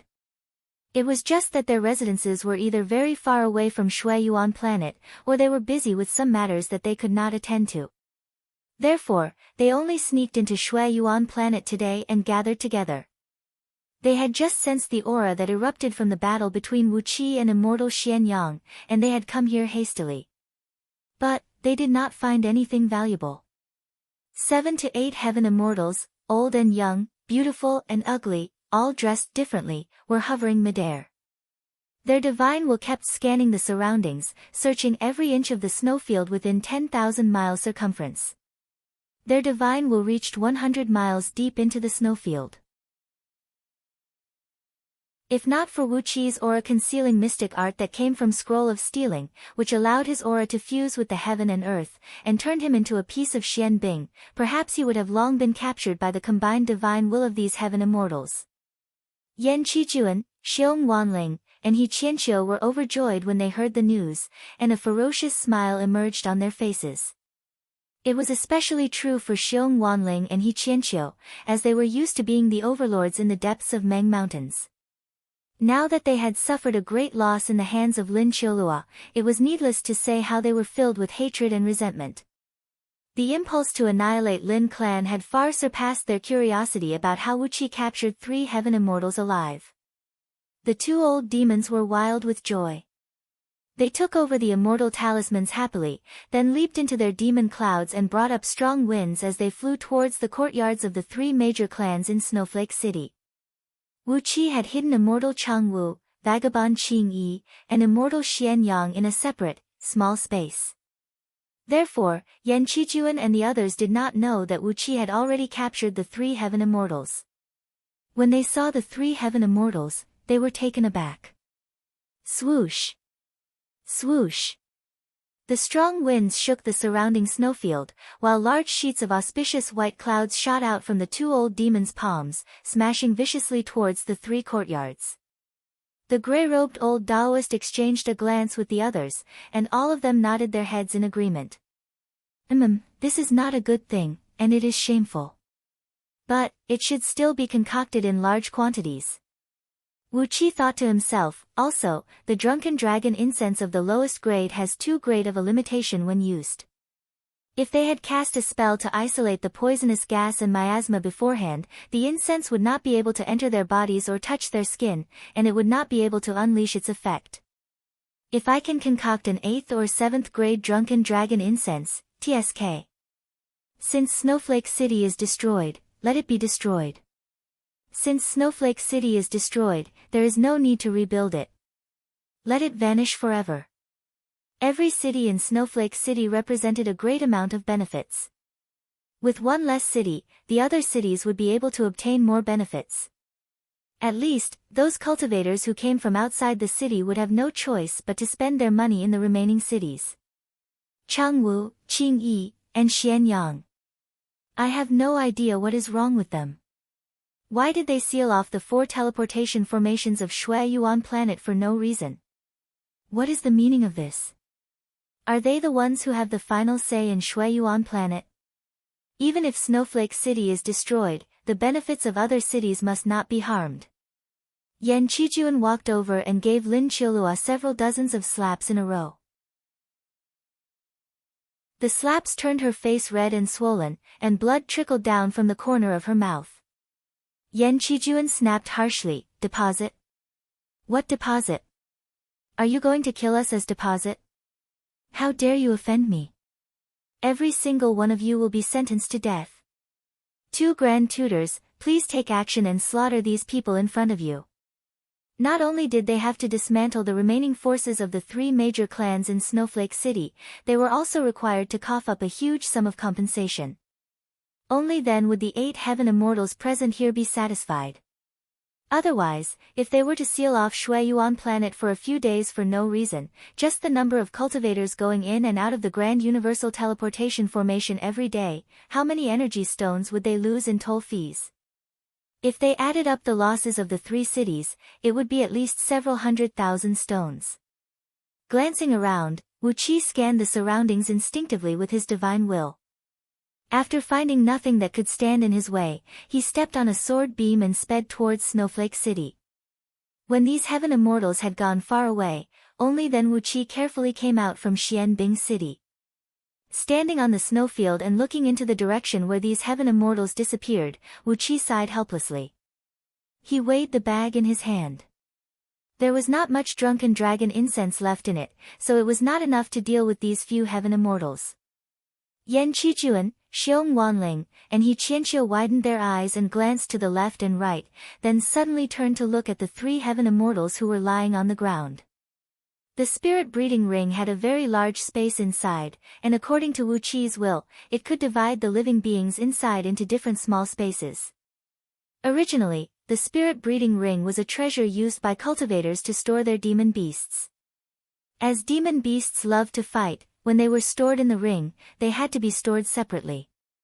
Otherwise, they would definitely fight and kill each other, resulting in losses. Wu Qi was hiding under a Xianbing as well. Exercising the mystic eyes of universe, he peered through the 10,000 feet thick Xianbing and peered at the group of heaven immortals. After searching for some time, they failed to find any clues. However, they sensed an enormous aura of fire element energy lingering in the air, as well as a pure and powerful wave of willpower. The few heaven immortals gathered together and whispered to each other, then shook their heads. Lin Qiulua let out a miserable howl at the top of her voice. No, you can't.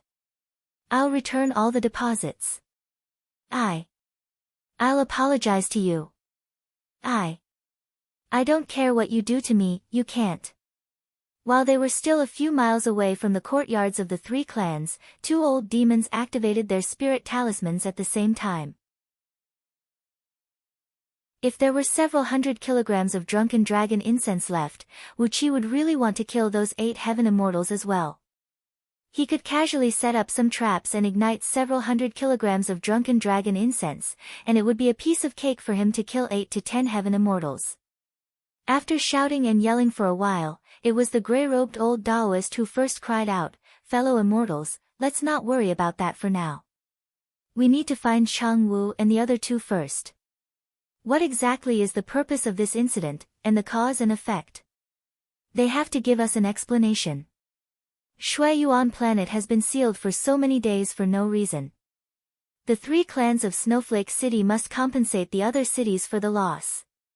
Shaking his head, Wu Qi licked his lips and began to fantasize that if he could concoct the first-grade sleeping incense recorded in Scroll of Stealing, it would be a powerful substance that could make even gold immortals, or even primordial immortals, drunk to death if they accidentally smelled it. But, the ingredients needed to concoct that sleeping incense. When Wu Qi thought of nearly 100 spirit herbs that were labeled as innate, he could not help but throw his head back and sigh. Chapter 334. On the day when Yan Qijuan and his 2 companions escaped from Snowflake City, all the men of sacrifice who accompanied them exploded their nascent souls. The entire Snowflake City was blown to smithereens, and only the courtyards of the 3 major clans survived the explosion, as they were protected by the immortal talismans given by immortal Chang Wu. After that, Lin Qiulua chased after Yan Qijuan and his companions, while immortal Chang Wu and the other 2 heaven immortals rushed to Shueyuan planet and chased after Yan Qijuan. Because of that, the people from the 3 major clans had nothing to do, so they stayed under the ice mountain to repair their residences. However, the hearts of the people from the 3 families were wavering. None of them knew what was going on. The Drift Snow city was blasted into the sky for no reason at all. All the shops and inns in the city were blasted away, and the 3 clans suffered heavy losses. Apart from the clansmen who happened to be in the ancestral home at that time, the clansmen in the other cities were all killed. The chaos in the Drifts Now city this time was an incomparably heavy blow to the three clans. Three great clans had spent several tens of thousands of years on Shui Yuan planet, and only then did they manage to build up a small foundation like Snowflake City. Now, they hadn't even figured out what was going on, but Drifts Now city had been reduced to nothingness. Out of the 10 elites of their clan, no one would be able to accept this. The patriarch of the Lin family, Lin Qiansui, and the heads of the other two families, Libanian and Xian Ziren, were sitting in the main hall of the Lin family, looking at each other and sighing. The Drifts Now city was suddenly destroyed, the strength of the three clans suffered heavy losses. After that, the backers of the three clans, three heavenly immortal patriarchs, suddenly arrived.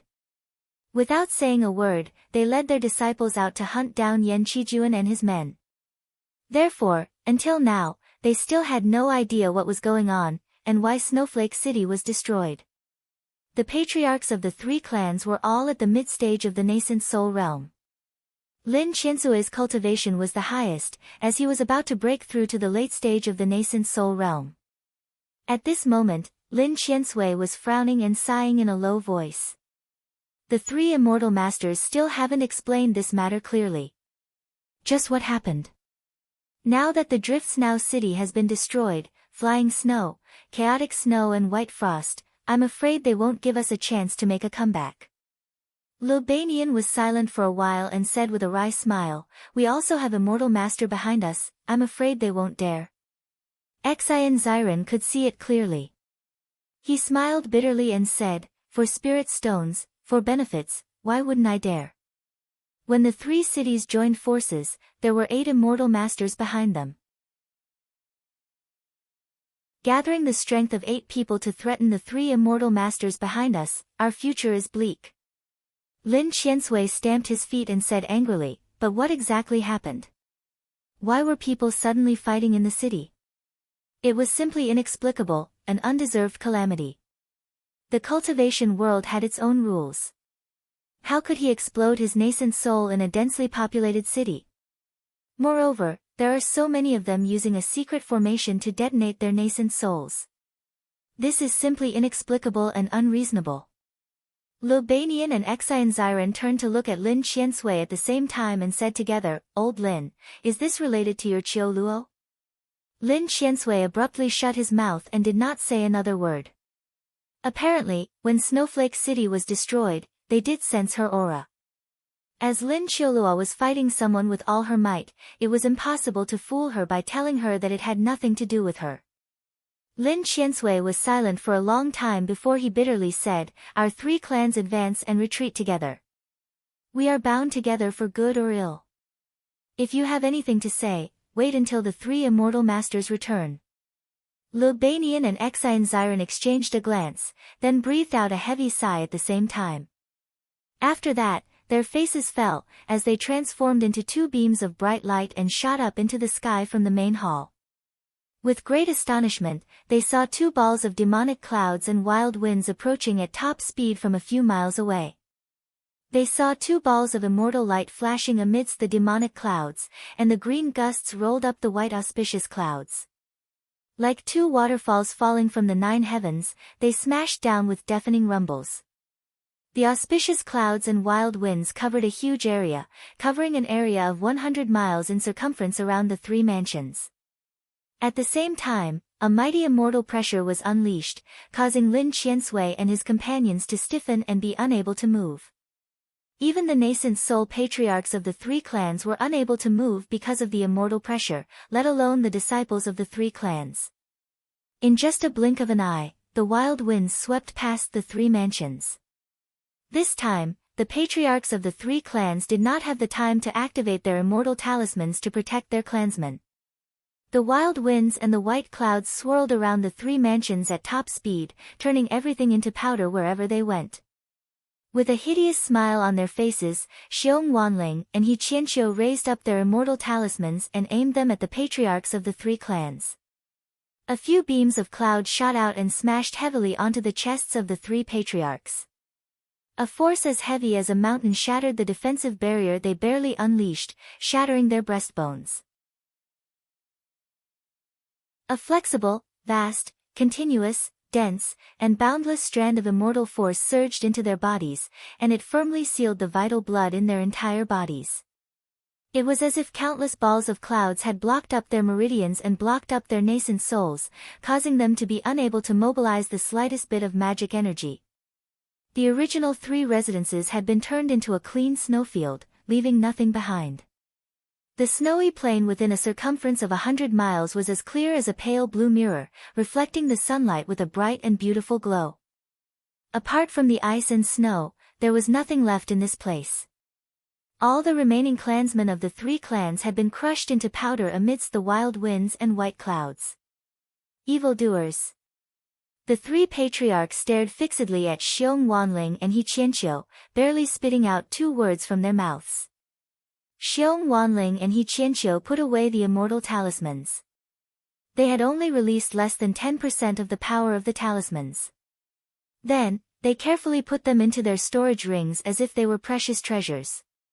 Since Wu Qi did not ask them to return the talismans, the 2 old demons had no choice but to swallow the 2 talismans, which were still filled with immortal energy.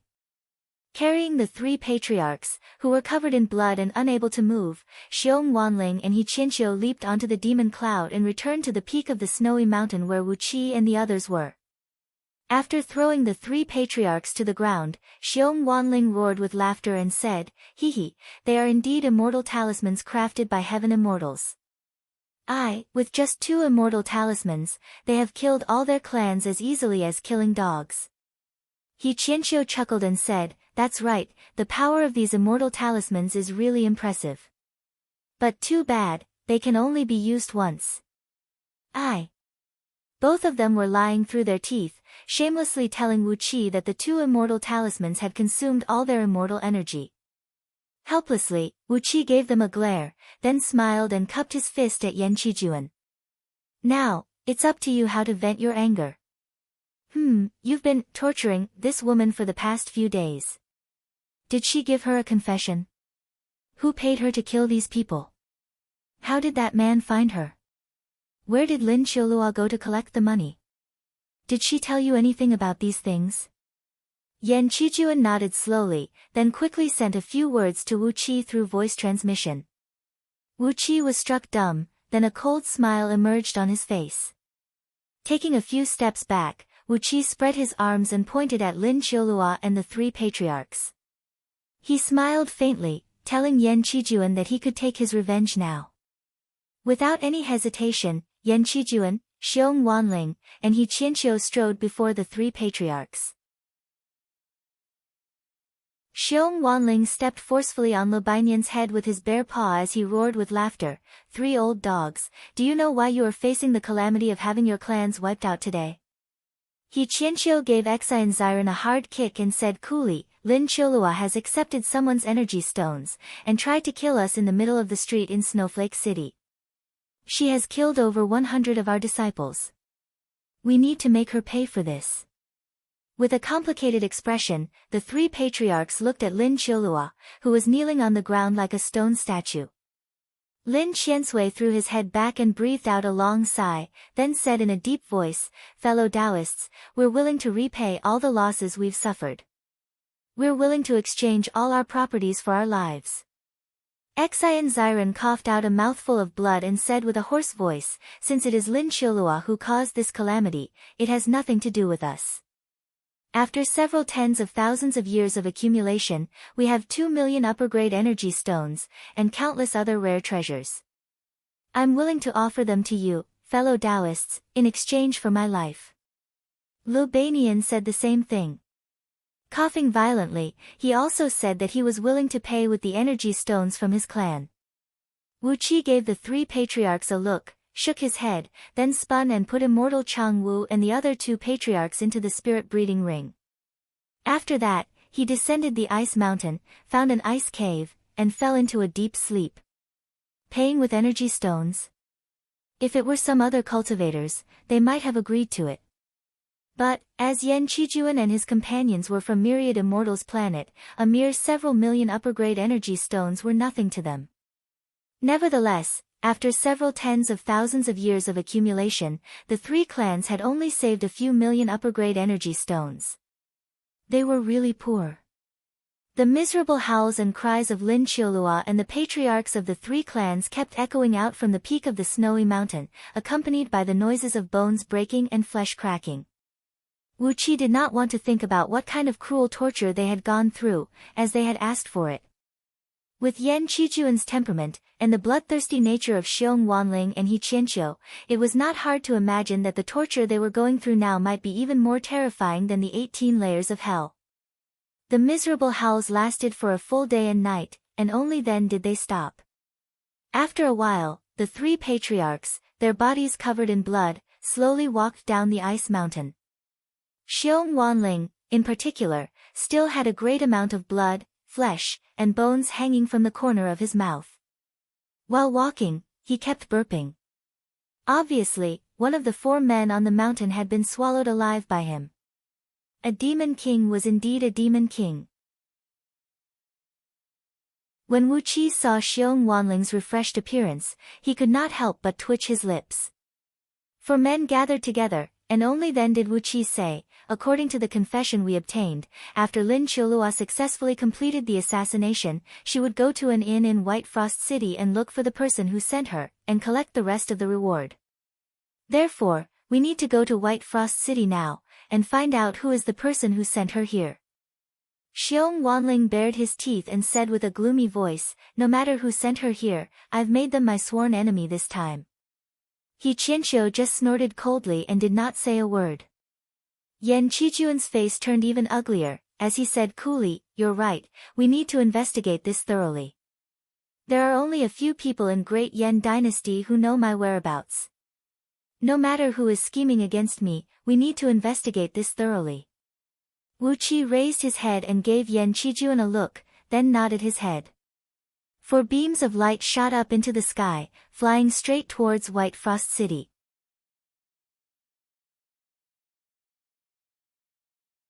Chapter 335. White Frost City was one of the 4 largest cities in Shuai-Yuan planet. Unlike Snowflake City, Flying Snow City, and Snowdrift City, White Frost City was dominated by only one clan. Bai clan, which had a history of several tens of thousands of years, had united with several dozens of other small clans and formed the ruling class of White Frost City. Bai clan had a large number of descendants, and most of them possessed excellent cultivation roots. On top of that, a female patriarch of Bai clan had successfully transcended her thunder tribulation 3,000 years ago and became a heaven immortal. She had even married an itinerant heaven immortal. Therefore, Bai clan was very influential. After all, compared to those heaven immortals who came from their own clan through marriage, master-disciple relationship, heaven immortals who came from their own clan were much closer, and would spare no effort in supporting and fostering their clan. For heaven immortals like immortal Chang Wu, for the sake of Lin Qiulua's clan, they might only use 30 to 50% of their strength. On the other hand, Bai clan had the absolute support of 2 heaven immortals. As a result, Bai clan was the strongest clan on Shuai-Yuan planet, and even among all the major clans in the 4 strongest cities, Bai clan was a supreme existence. Therefore, White Frost City had become the most orderly and well-organized city in Shuai-Yuan planet. Bai clan ruled everything in the city.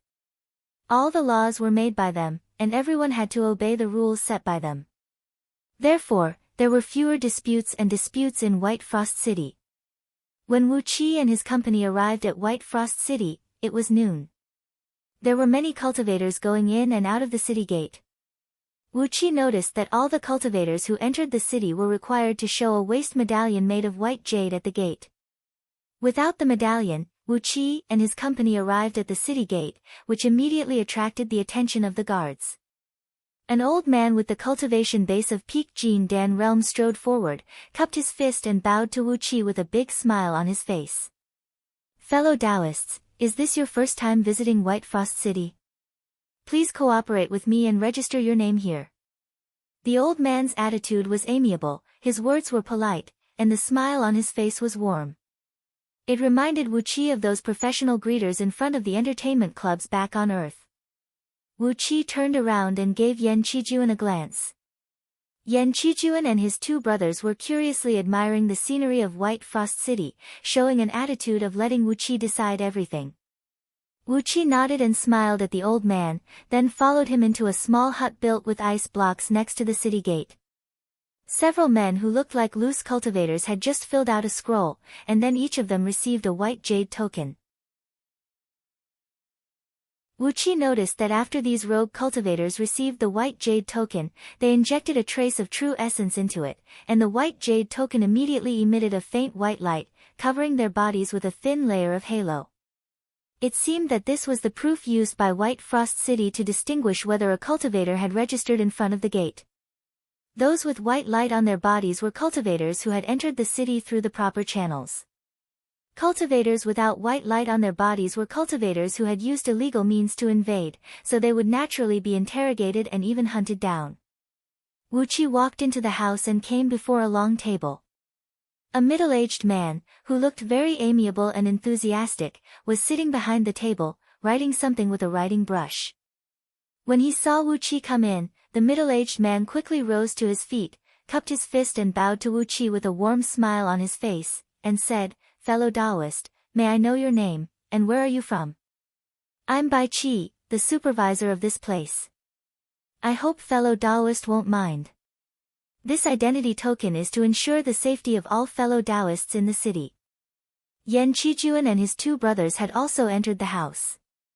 After hearing Bai Qi's words, they nodded indifferently. Bai Qi and the old man gave Yan Qijuan and his two brothers a quick glance. When they realized that they could not see through their cultivation base, the expression on their faces became even more respectful. Bai Qi took out a silk scroll and handed it over to Wu Qi. There were many columns on the scroll, stating the name, background, cultivation base, and so on. Wu Qi pondered for a brief moment, then began to write quickly on the scroll with the writing brush. He made up 4 names, saying that they were itinerant cultivators from Thousand Waves planet, and the purpose of their visit to Shui Yuan planet was to purchase some special water element spirit herbs, as well as some ice and snow essence. As for their cultivation base, Wu Qi did not hide it at all. 2 of them were nascent divinity realm, 1 was nascent soul realm, and 1 was Jin Dan realm. Behind Wu Qi's back was a shroud of dark mist, amidst which a tiny sword could be vaguely seen. It was indeed the sign of a Jin Dan realm cultivator. The cultivation base of 1 nascent soul earth immortal and 2 nascent divinity half-step immortals was a little scary. Among all the patriarchs in Shui Yuan planet, the strongest one only had the cultivation base of peak stage nascent soul realm, and the female patriarch of Bai clan 3,000 years ago was the only heaven immortal who was born and raised in Shui Yuan planet for so many years. When they suddenly discovered that there were 2 nascent divinity cultivators among Wu Qi's group, the attitude of Bai Qi and his company became even more respectful, and there was even a hint of fear in their eyes. Even though their clan was backed by a heaven immortal, having 2 nascent divinity cultivators was still a very scary thing. They possessed the power to destroy a city at will. Who would dare to show any carelessness or disrespect towards them? Bai Qi took out 4 pale golden jade medallions and handed them over to Wu Qi respectfully. Looking at Wu Qi, he smiled and said, "These are the VIP medallions of White Frost City. With them, seniors, you can enjoy a 30% discount on everything you spend in White Frost City, as long as you shop in Bai Clan's shops. This is a token of our appreciation, I hope seniors will accept it." Wu Qi thanked Bai Qi with a smile. He took over the jade medallions and gave 1 to each of them. 4 of them injected a tiny thread of energy into the jade medallions. Immediately, the jade medallions glowed and shone with a faint golden gleam, forming into a tiny golden character on their clothes. After registering their identities, Wu Qi and his company politely declined Bai Qi's suggestion of arranging a guide for them. The 4 of them walked straight into White Frost City. When Wu Qi and his company had gone far away, Bai Qi quickly took out a golden crystal ball and cast an incantation gesture on it. He cast a spell on the crystal ball, and suddenly, the crystal ball spouted out 4 rays of strange light. One was a faint green gleam, weak and pure, one was a half-gray and half-white spirit gleam, gathering and dispersing like a cloud, one was a vast and vigorous dark mist, crashing and rocking crazily like a raging sea, and the last one was a strong green and white gleam, flying back and forth in the crystal ball like a crane flying in the sky. After carefully observing the 4 auras in the crystal ball, Bai Qi breathed out a sigh of relief. He turned to the clan members in the house and said, "Quickly inform Patriarch that 2 foreign nascent divinity seniors have entered White Frost City. Their cultivation techniques are half righteous and half evil, but they do not have much evil blood energy. Keep a respectful distance from them. Do not provoke them, and do not get too close to them." A member of the Bai family hurriedly responded and hurriedly ran into the city. Wu Qi turned and gave the city gate a glance. Through a mystic technique, he heard Bai Qi's order to his clan members. He pinched the medallion hidden under his sleeve and nodded inwardly.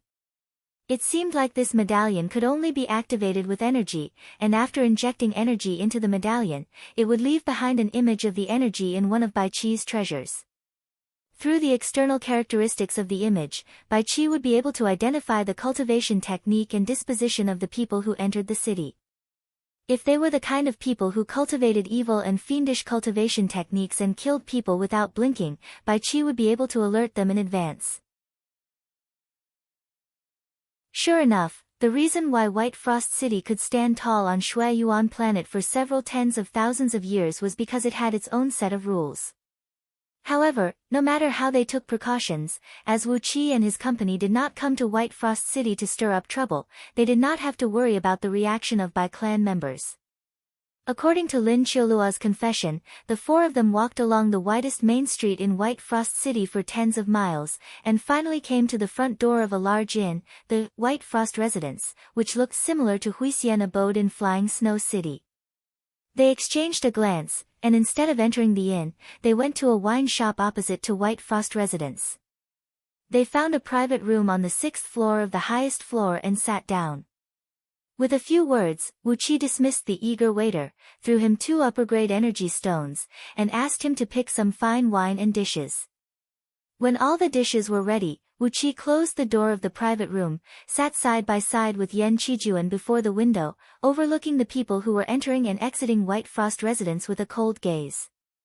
Xiong Wanling and He Qianqiu, the 2 old demons, were sitting at the table, eating and drinking to their heart's content.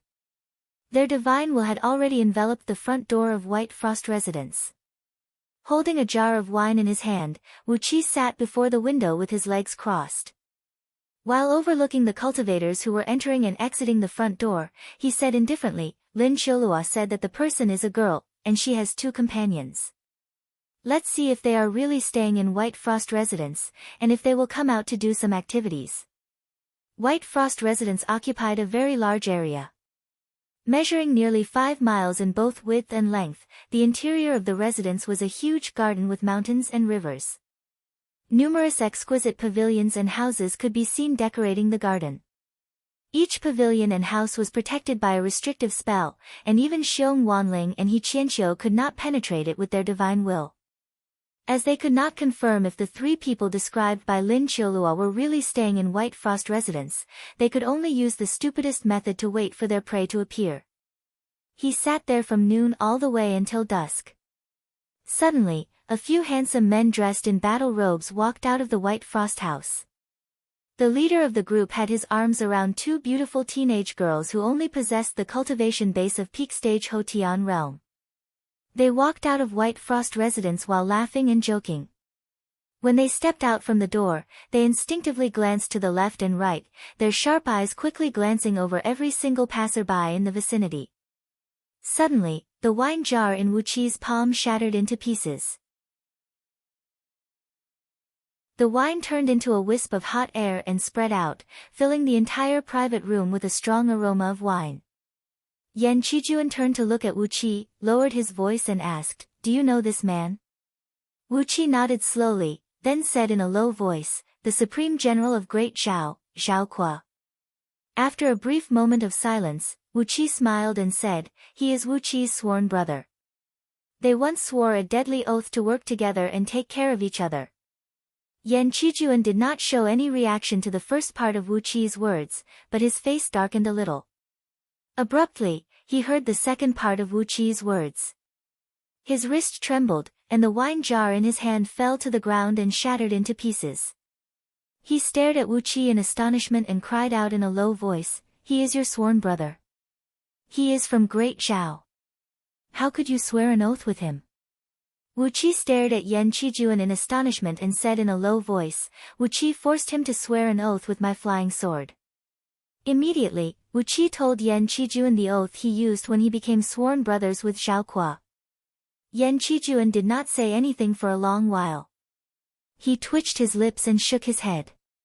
Wu Qi smiled, picked up a cold snow lotus seed from a cold plate on the table, and threw 2 of them towards Zhao Kuo. Zhao Kuo was taken aback. He raised his head abruptly, and a gleam flickered in his eyes. When the 2 snow lotus seeds were still about 70 to 80 feet away from him, they suddenly turned into wisps of green smoke. Wu Qi poked his head out and smiled at Zhao Kuo, then beckoned him over. Zhao Kuo's face fell instantly, as if he was a little girl who was about to go shopping in her new shoes, and suddenly stepped into a basket of dog poop. His face turned extremely unsightly. After dawdling for the time it took to finish a pot of tea, Zhao Kuo finally came alone to the private room where Wu Qi stayed. Upon entering the room, Zhao Kuo cupped his fist, bowed to Wu Qi and said, "Zhao Kuo offers greetings, elder brother. It has been 3 years since we last met. Are you still well, elder brother?" After a brief pause, Zhao Kuo straightened his back and said with a deep voice, "Elder brother, do you know that someone is trying to kill you? A few days ago, I've sent someone to White Cloud Planet to inform you. I wonder if elder brother has met the trusted subordinate sent by me?" Wu Qi was taken aback. Someone was trying to kill him.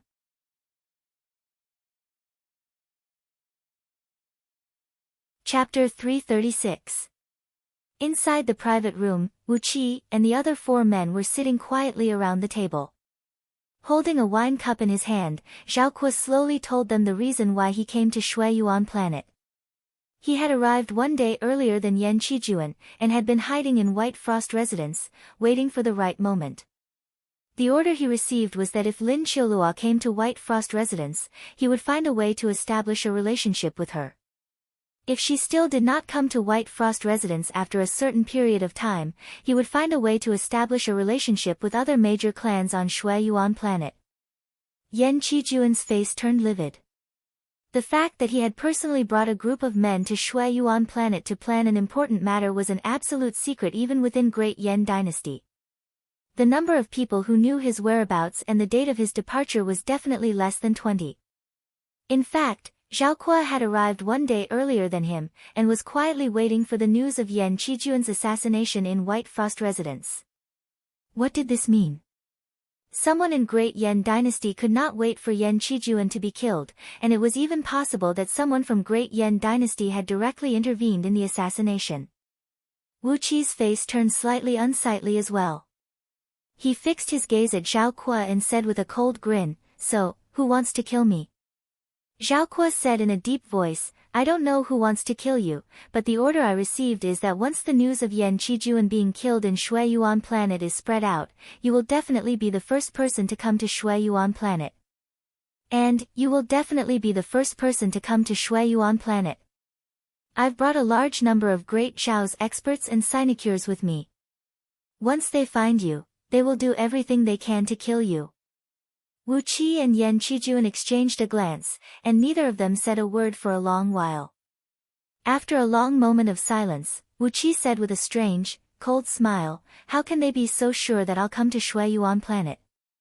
How can they be so sure that I can come to Shui Yuan Planet?" Holding the wine cup in his hand, Zhao Kuo slowly admired the wine cup, which was made from White Frost City's special product. It was as thin as a cicada's wing, and there was a faintly discernible hexagonal snowflake pattern on its surface. He said indifferently, "Big brother, I don't know about the specific situation of other countries, but in Great Zhao's Zhaowu Palace, there are about 800 people who are responsible for collecting and investigating all information about you. Zhao Kuo raised his head and looked at Wu Qi, then said in a deep voice, "Big brother likes to wear clothes in light green, light blue, and light gray, and his underwear is usually made from the silk of moon-white heavenly worms." Big brother's favorite patterns on jade pendants were not the commonly used hornless dragons or Luan phoenixes, but the rarely used patterns of pine, bamboo, and plum blossoms.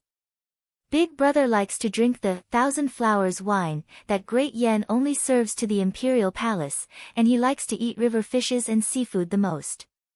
He doesn't like meat like chicken and duck. Wu Qi's face turned pale.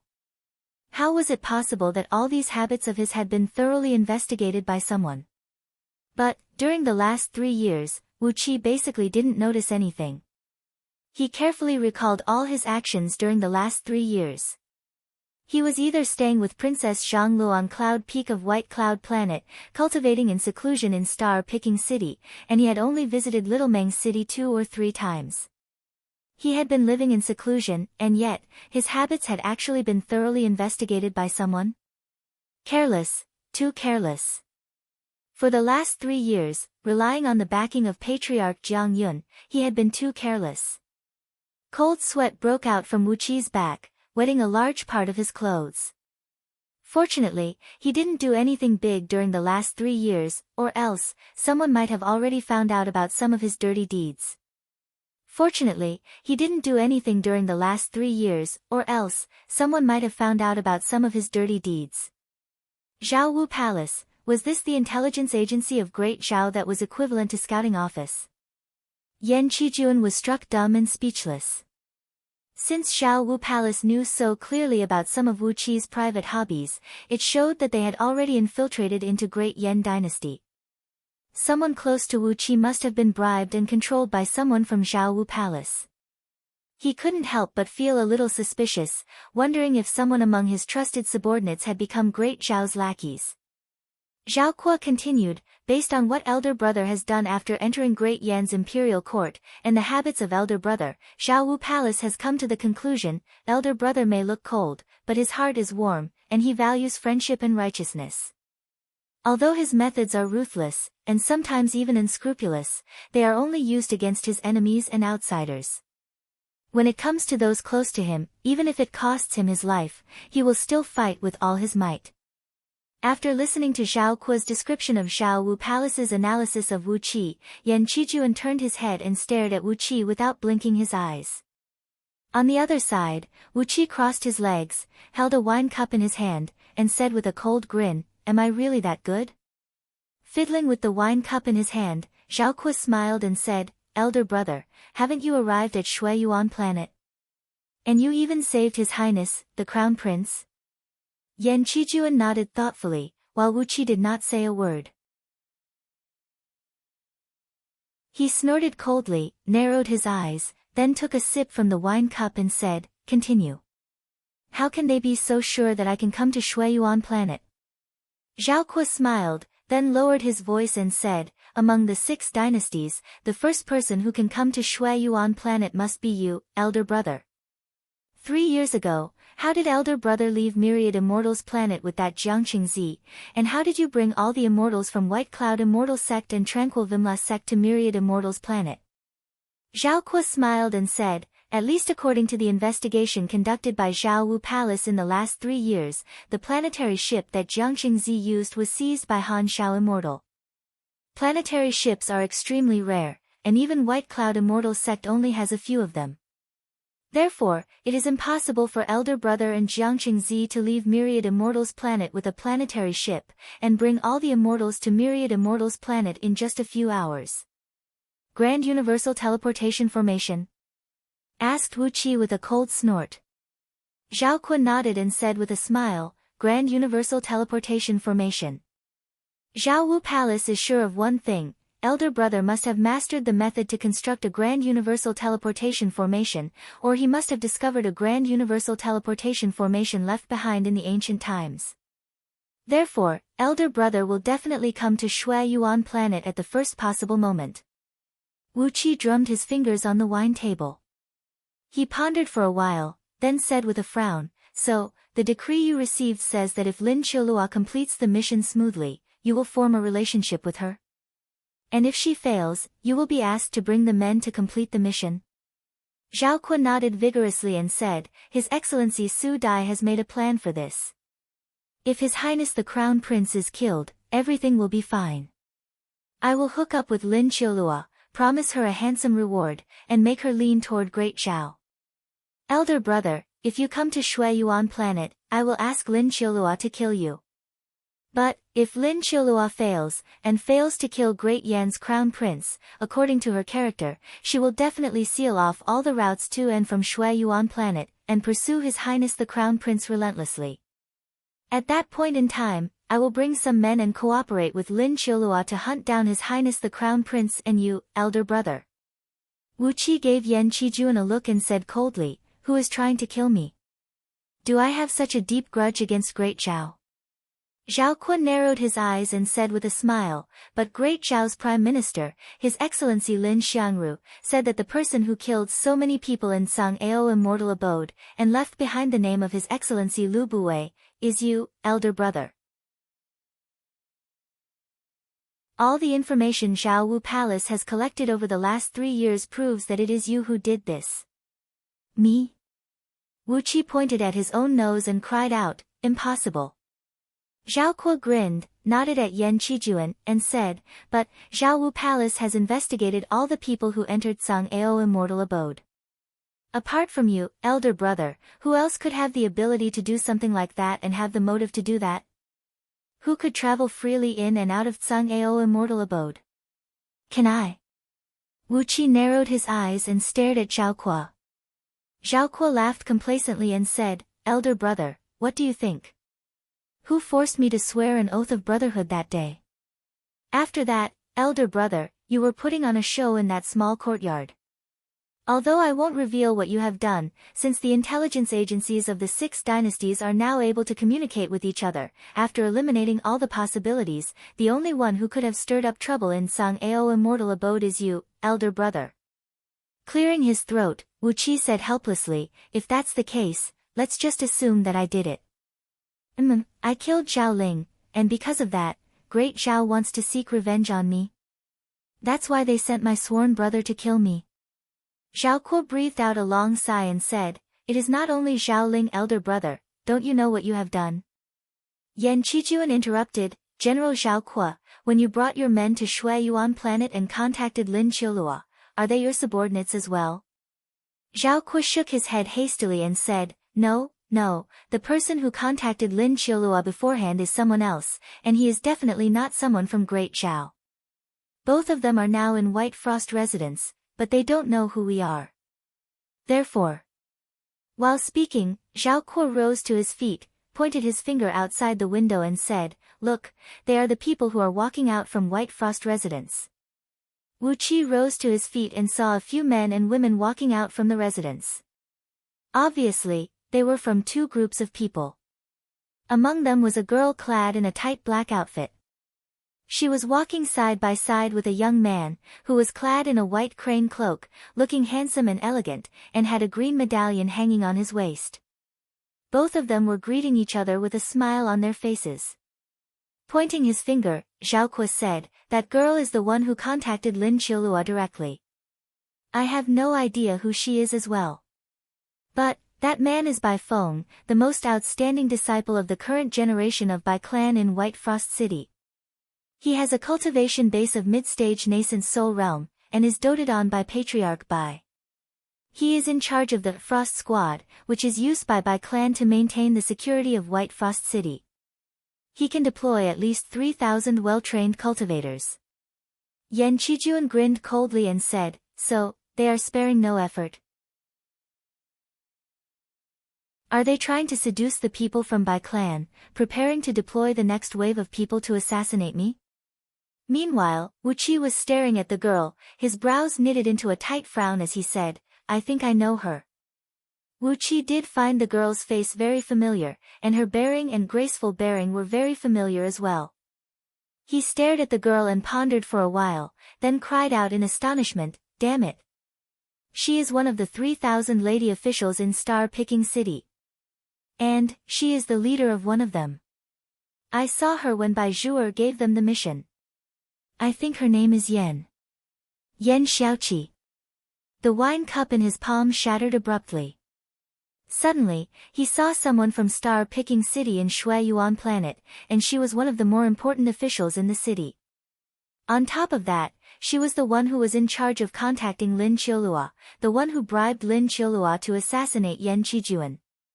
Upon seeing Yan Xiaoqi, Wu Qi could not help but feel bewildered as well. Yan Qijuan sprung to his feet.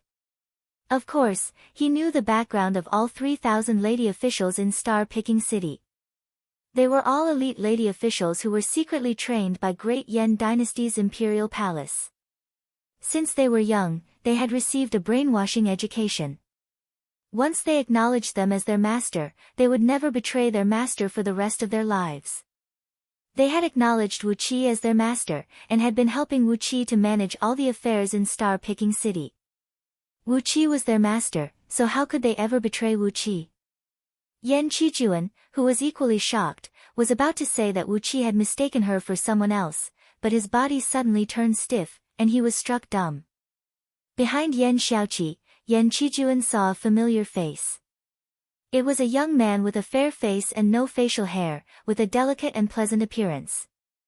Yan Qijuan knew this man very well. He was the chief eunuch of Yan Palace, Crown Prince's mansion, Ma He.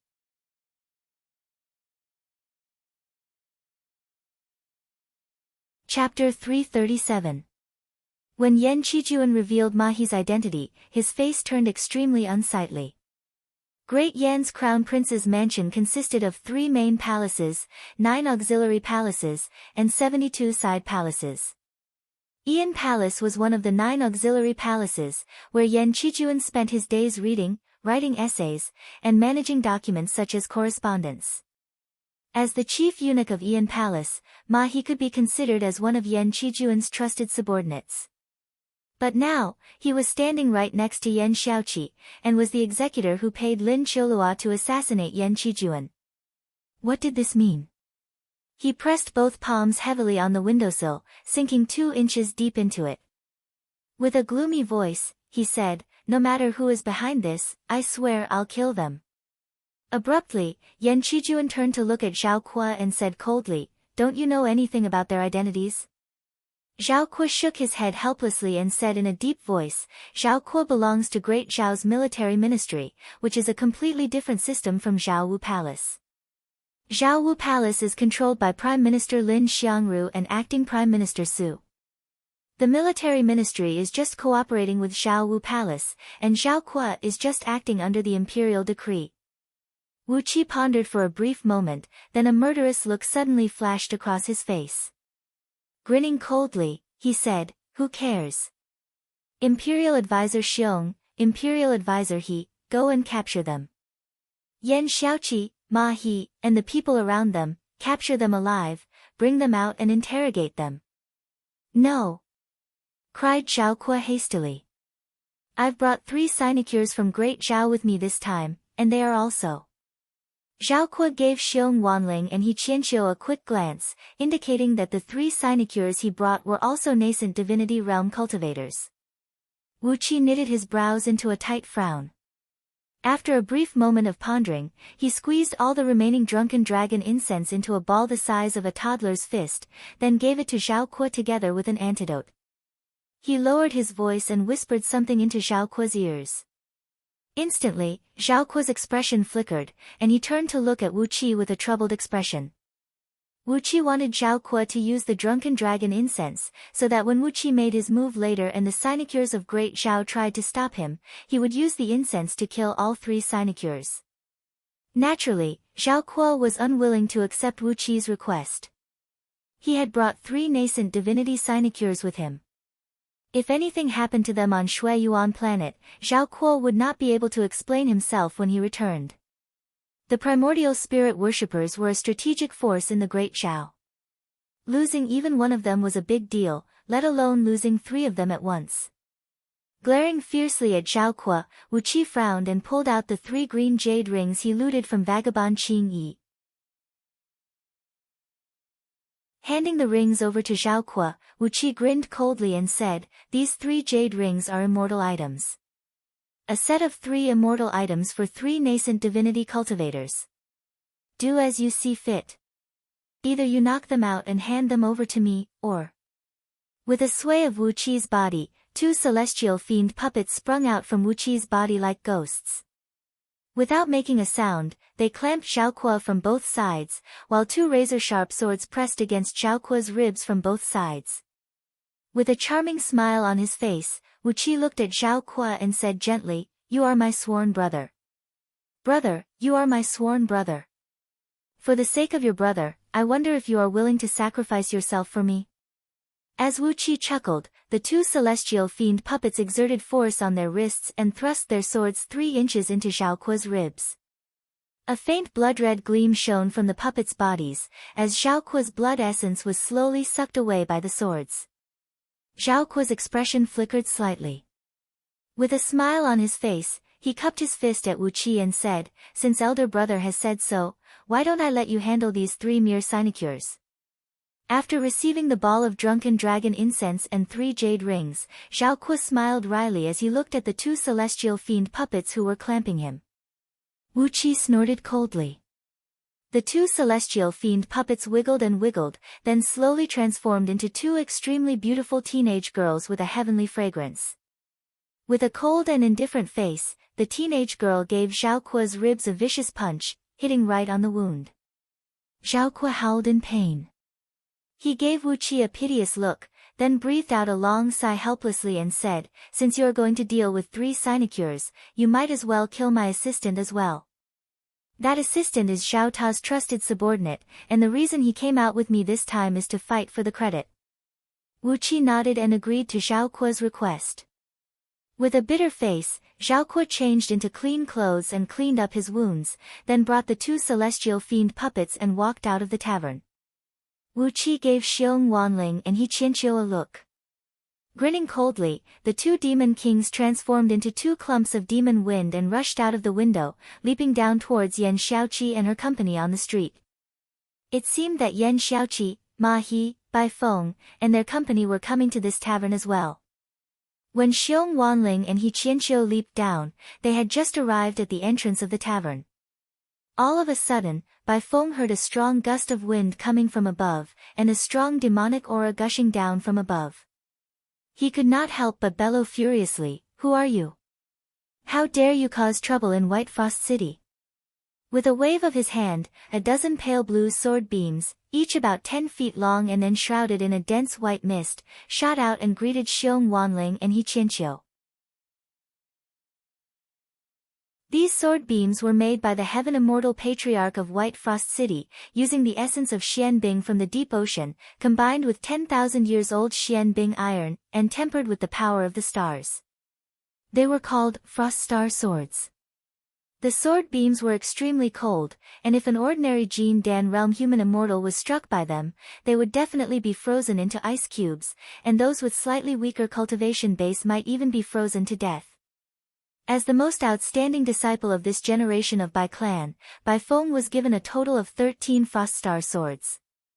When the 13 sword beams were unleashed at the same time, they produced an incredibly powerful force. The cold air swept out whistling and quickly spread to an area of 1,000 feet in circumference. In an instant, a thick layer of ice was formed on the ground. All the cultivators in the vicinity shuddered and hastily fled in all directions. Even those low-grade cultivators who were having their meals in the tavern were screaming and fleeing in panic. A few of them who were slightly slower were turned into white ice statues by the cold air unleashed by the Frost Star Swords. Cries of surprise could be heard coming from afar, as if someone was laughing and shouting, "Where did these itinerant cultivators come from? How dare they cause trouble in White Frost City? Aren't they courting death?" Xiong Wanling snorted coldly as he dove down. He overlapped his palms and pressed them down forcefully. An enormous palm shot whistling out from his palms and smashed viciously against the Frost Star Swords. Bai Feng felt a dreadful, irresistible pressure smashing down from the top of his head. His knees turned soft, and he fell to his knees. At the same time, all his internal organs felt a tremendous pressure, and he coughed out a mouthful of blood from his stomach. Instantly, the ground was stained with his blood. After being struck by Xiong Wanling's palms, the Frost Star swords immediately produced a series of cracking noises. Large cracks appeared on the body of the swords, and the cold air was shattered by Xiong Wanling with a single strike. As his flying swords were damaged, Bai Feng, whose fleshly body was already severely wounded, felt his vision turn dark, and his divine sense was severely wounded as well.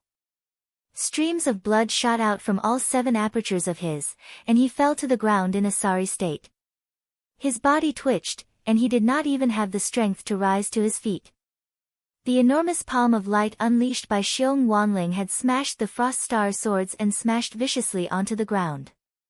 A loud boom rang out, and a ring of blinding light that could be seen with naked eyes spread out in all directions. A tremendous force shook and shattered the ground tens of miles in circumference. Many cultivators howled miserably as they were rolled up by the shockwave and thrown backward. Their bodies suffered a tremendous impact, and some cultivators with weaker cultivation base were ripped to shreds by the shockwave. Large sheets of blood mist sprayed and dispersed in the air. He Qianqiu let out a long cry, opened his mouth, and sprayed out a large sheet of green light rain. Soon, countless green raindrops covered the sky and the earth. The cultivators of Bai clan, who had a green jade medallion hanging on their waist and represented the identity of the Frost team of White Frost City, were struck by the raindrops. Their frail bodies were pierced through by the raindrops, and in just a blink of an eye, they were riddled with holes. The Jin Dan in their bodies were shattered by the raindrops, and their souls were turned into wisps of green smoke that drifted away in the air. The 2 demon kings were used to running wild in Meng Mountains. Whenever they struck, they would strike with a deadly strike. They did not care that this place was White Frost City, or the birthplace of some heaven immortal patriarch. Xiong Wanling had crushed half of White Frost City with one palm strike, while He Qianqiu had killed over 20 members of the Frost team of White Frost City, including Bai Feng, the most outstanding disciple of the current generation of Bai clan. Now, the only people still standing on the street were Yan Xiaoqi, Ma He, and the other 2 men and 2 women, with pale faces. All 6 of them had their eyes wide with terror, staring at Xiong Wanling and He Qianqiu, who were leaping down from above. They knew these 2 imperial advisors of Great Yan dynasty, and they knew who they were. They also knew that they were Yan Qijuan's personal guards on this trip to Shui Yuan planet. Since the 2 demon kings were here, what about Yan Qijuan? He Qianqiu let out a long and sonorous cry. He flicked his sleeve and shot out a beam of green light. Without being able to resist, Yan Xiaoqi and the other 5 men had their souls, 7 apertures, and cultivation base sealed by the green light. A breeze blew across, and as He Qianqiu flung his sleeve, all 6 men were shoved into it. As Xiong Wanling and He Qianqiu were about to return to the inn and meet up with Wu Qi and Yan Qijuan, 3 powerful demon energies suddenly towered into the sky. 3 nascent divinity sinecures of Great Zhao were rushing towards them from the west. One of them cried out sternly, "Are you fellow Taoist Xiong and fellow Taoist He? Come, let's get to know each other better." Although these 3 sinecures were demon beasts, they were emanating a towering killing intent from their bodies. When they were still a few miles away, the 3 sinecures raised their arms and waved their hands, unleashing 3 sword beams that came flying towards them. Then, one of the sinecures let out a loud roar. Suddenly, a long flagpole made of white bones poked out from above his head, and a large flag made of human skin was hanging on the flagpole, spinning rapidly in the sky amidst green smoke and phosphorescence. Right at this moment, Zhao Kuo dashed out from a collapsed building, with a long wound on his forehead that was bleeding profusely. Waving his arms and legs, he rushed towards the 3 sinecures, together with 2 pretty girls. Green smoke was coiling around Zhao Kuo's body, and a delicate fragrance was wafting in the air. He rushed before the 3 sinecures and cried out with a stern voice, "Sinecures, help!" Why did the building collapse all of a sudden? Without hesitation, the 3 sinecures pulled Zhao Kuo behind their backs and protected him tightly. Zhao Kuo threw a ball of herbs that kept emitting green smoke next to the feet of the three sinecures. In the other room, as Xiong Wanling and He Qianqiu were about to fight, the three sinecures' bodies suddenly swayed and fell limply to the ground. The sword beams and the flagpole they unleashed lost their control, hovering weakly in the air and losing the mighty momentum they had a moment ago. Wu Qi gave a loud laugh, and together with Yan Qijuan, he leaped towards them. Yan Qijuan's face was filled with an excited smile, and his eyes were filled with killing intent. All of a sudden, ear-piercing noises of wind breaking could be heard coming from all directions of White Frost City. Countless sword beams were approaching, and shrill sirens were ringing through the sky.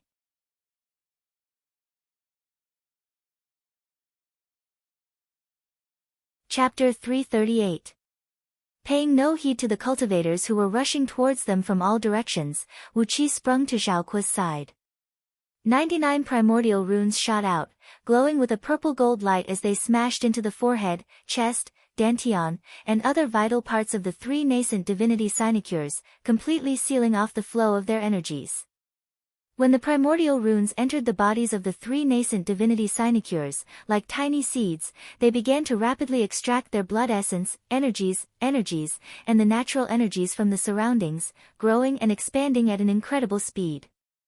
Visible to naked eyes, purple-gold runes began to spread on the skin of the three nascent divinity demon kings, quickly transforming into a large purple-gold net that tightly enveloped their bodies. Looking at what Wu Qi was doing, Zhao Kuo's heart skipped a beat. As the chief general of Great Zhao, he could naturally recognize Wu Qi's technique of the Tao of primordial runes, which came from the same origin as the special techniques of Daqin and Su Fu. Zhao Kuo took a deep breath, and his opinion of Wu Qi's overall strength rose. At the same time, a deep sense of helplessness rose from all over his body. How many trump cards did Wu Qi still have? Was there any chance for him to break free from Wu Qi's control? Laughing bitterly, Zhao Kuo suddenly threw his head back and let out a sharp howl. His howl rose and fell, and the tone of his voice changed very quickly. Through the howl, Zhao Kuo told all his subordinates in White Frost City to leave the city and rendezvous in a snowfield 300 miles east of the city. At the same time, several thousand cultivators of White Frost City, clad in white robes, had gathered around them. All of them were staring at Wu Qi and his company with hostile eyes. However, perhaps it was because the person in charge had not shown up yet, although they had surrounded Wu Qi and his company, none of them had struck yet. They had only formed a formation, trapping Wu Qi and his company in the center. Grinning coldly, Xiong Wanling and He Qianqiu came to Wu Qi's side, standing on both sides of Wu Qi and Yan Qijuan to protect them. Zhao Kuo helplessly looked at the two demon kings, who did not pay any attention to him. He murmured in a low voice, "I've uncovered their scheme, and I deserve the credit as well. What's more, I even helped you capture 3 primordial divinity adepts alive." With a smile on his face, he forced his way to Wu Qi's side and forced himself to stay in Xiong Wanling's protective circle. From afar, a snowy cloud was flying towards them at high speed. 3 old men with white hair and silver beards waving in front of their chests trod on the cloud and arrived in front of Wu Qi and his friends. Among the 3 old men, the 2 on the left and right were at the middle and late nascent soul stage respectively, while the old man in the middle was at the early nascent soul stage. Perhaps, relying on his cultivation base of early nascent divinity stage, the old man in the middle thought he could do whatever he wanted in Shui Yuan planet. From a great distance away, the old man in the middle released his divine will and scanned Wu Qi and his company. When he found out that Wu Qi's cultivation base was merely at the Jin Dan realm, he snorted disdainfully. The cold snort shook the entire White Frost City.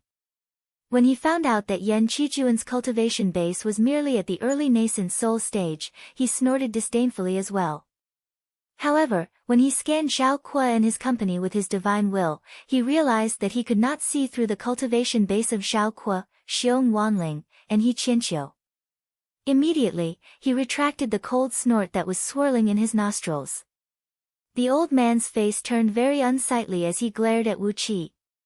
Stepping onto the snowy cloud, he cupped his fist and bowed slowly, "Fellow Taoists, please give me an explanation." Why did you destroy the foundation of White Frost City, and why did you kill the disciples of Bai Clan? Bai Feng's dead body was lying on the ground. His body was riddled with holes like a sieve, and many parts of his body were broken, making him look like a human. Wu Qi cleared his throat, clasped his hands behind his back, and took a step back. In his opinion, White Frost City was a power that followed strict rules. Xiong Wanling and He Qianqiu were too merciless in their attacks.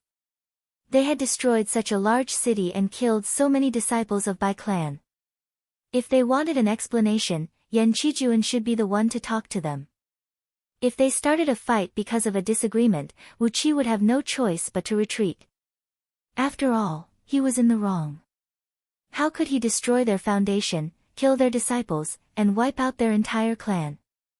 It was true that Wu Qi was a cruel and merciless man, but that was only when he was dealing with his enemies. Apart from that, he was a very reasonable man. Now that he was in the wrong, Wu Qi had chosen to retreat. Lightly pulling Yan Qijuan's sleeve, Wu Qi said in a low voice, "We were in the wrong first. If we really can't do it, let's just give them some compensation." Yan Qijuan's facial muscles twitched. He gave Wu Qi a look, then slowly nodded his head. Through this incident, the fact that Wu Qi could come to Shui Yuan planet at the first possible moment to rescue him, and even managed to save him from the joint pursuit of 3 heaven immortals had shocked Yan Qijuan, and at the same time, he sighed with mixed emotions in his heart. It seemed like this son-in-law of his was really a good man. At least, he enjoyed this filial piety very much. And, the overall strength Wu Qi had shown had even made Yan Qijuan gasp in amazement. No matter what method he used to capture 3 heaven immortals alive, he had captured 3 heaven immortals alive. Having a son-in-law like this made Yan Qijuan feel very good, unprecedentedly good. Therefore, no matter how he looked at Wu Qi now, Wu Qi's opinion naturally carried a great weight, and was worthy of being taken seriously by him. Striding forward, Yan Qijuan cupped his fist and bowed to the 3 old men. "Seniors, Junior Yan Qijuan offers greetings." It would have been better if he did not mention his name, but as soon as he did, the 3 old men's faces fell instantly, and Chi-Chi's face fell instantly. The old man with early-stage nascent divinity cultivation base among them cried out sternly, "Yan Qijuan? Could the people beside you be Xiong Wanling and He Qianqiu? Well, we were just about to send out some men to hunt you down, and you actually came knocking on our door? Ha, you are seeking your own death." Another old man scolded with a loud voice, "Where is Miss Yan, Yan Xiaoqi? Hand them over now. She promised us that as long as we can capture and kill you, she will give us 20 million pieces of upper-grade energy stones. Hand them over now, and I'll let you die in one piece." The last old man cried out straightforwardly, "My boys, surround them quickly. Don't let them escape. Send an urgent message to Patriarch, asking him and fellow immortals to come to White Frost City as soon as possible, and tell them that the mastermind is surrounded by us." The faces of Wu Qi, Yan Qijuan, and the others fell instantly. No wonder Yan Xiaoqi and Bai Feng were together. In just a few days, Yan Xiaoqi had even bribed the people of Bai Clan. Using energy stones to open a path for these cultivators who were not from Myriad Immortals planet was indeed a method that worked every time. How could Bai Clan not care about right or wrong, and just wanted to kill them? Wu Qi snorted coldly, then casually fished out a thick handful of explosive talismans and threw them out in all directions. He injected his energy into them, and at least 2,000 of them were wrapped in a thin layer of bright light, shooting out in all directions like arrows. The surrounding disciples of Bai Clan were thrown into chaos. Thousands of sword beams shot down in a disorderly manner, aiming at those explosive talismans, trying to stop them. But, Wu Qi was very fast. Before the 3 old men could finish their words, he had already fished out a large handful of explosive talismans and threw them out in all directions. Although several thousand sword beams shot down, they only managed to stop less than 300 explosive talismans, while the rest of the talismans had already shot out to every corner of White Frost City, crashing into many buildings and houses. For a moment, the sound of explosions filled the air, and countless balls of flame rose from all directions. Many buildings and houses collapsed amidst the raging flames, and the sky was filled with broken bricks and tiles that flew everywhere. Wu Qi let out a wild laugh and said, "Let the two imperial advisors lead the way. Let's break out of here."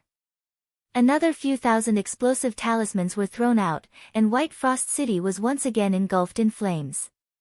Another large number of buildings were destroyed by Wu Qi.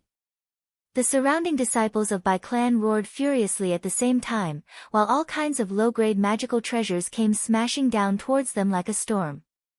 Wu Qi laughed wildly.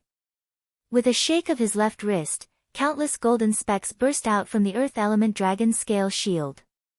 The palm-sized golden specks shot out in all directions with ear-splitting whistling noises, clashing with the sword beams and low-grade magical treasures that blotted the sky. This time, a faint layer of white immortal light could be seen amidst the yellow energy barrier, and a layer of faint immortal runes could be seen.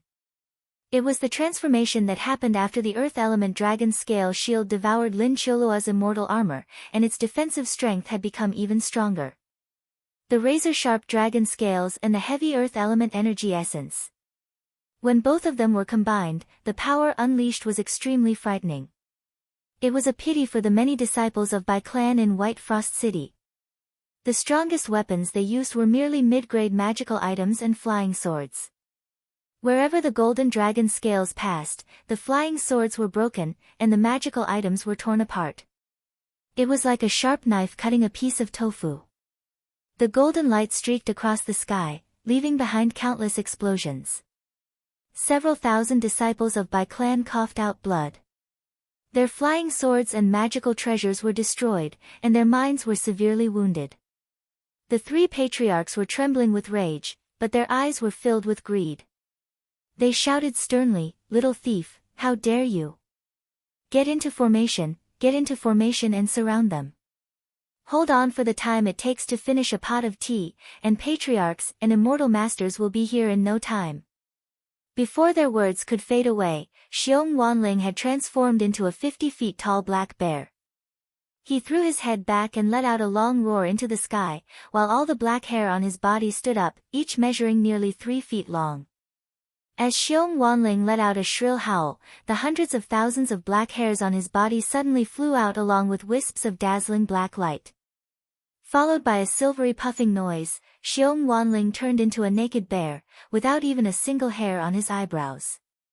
Along with ear-piercing swishing noises and tens of meters-long beams of black light, his hundreds of thousands of body hairs shot across the sky like arrows shot from a powerful bow, along with shrill swishing noises.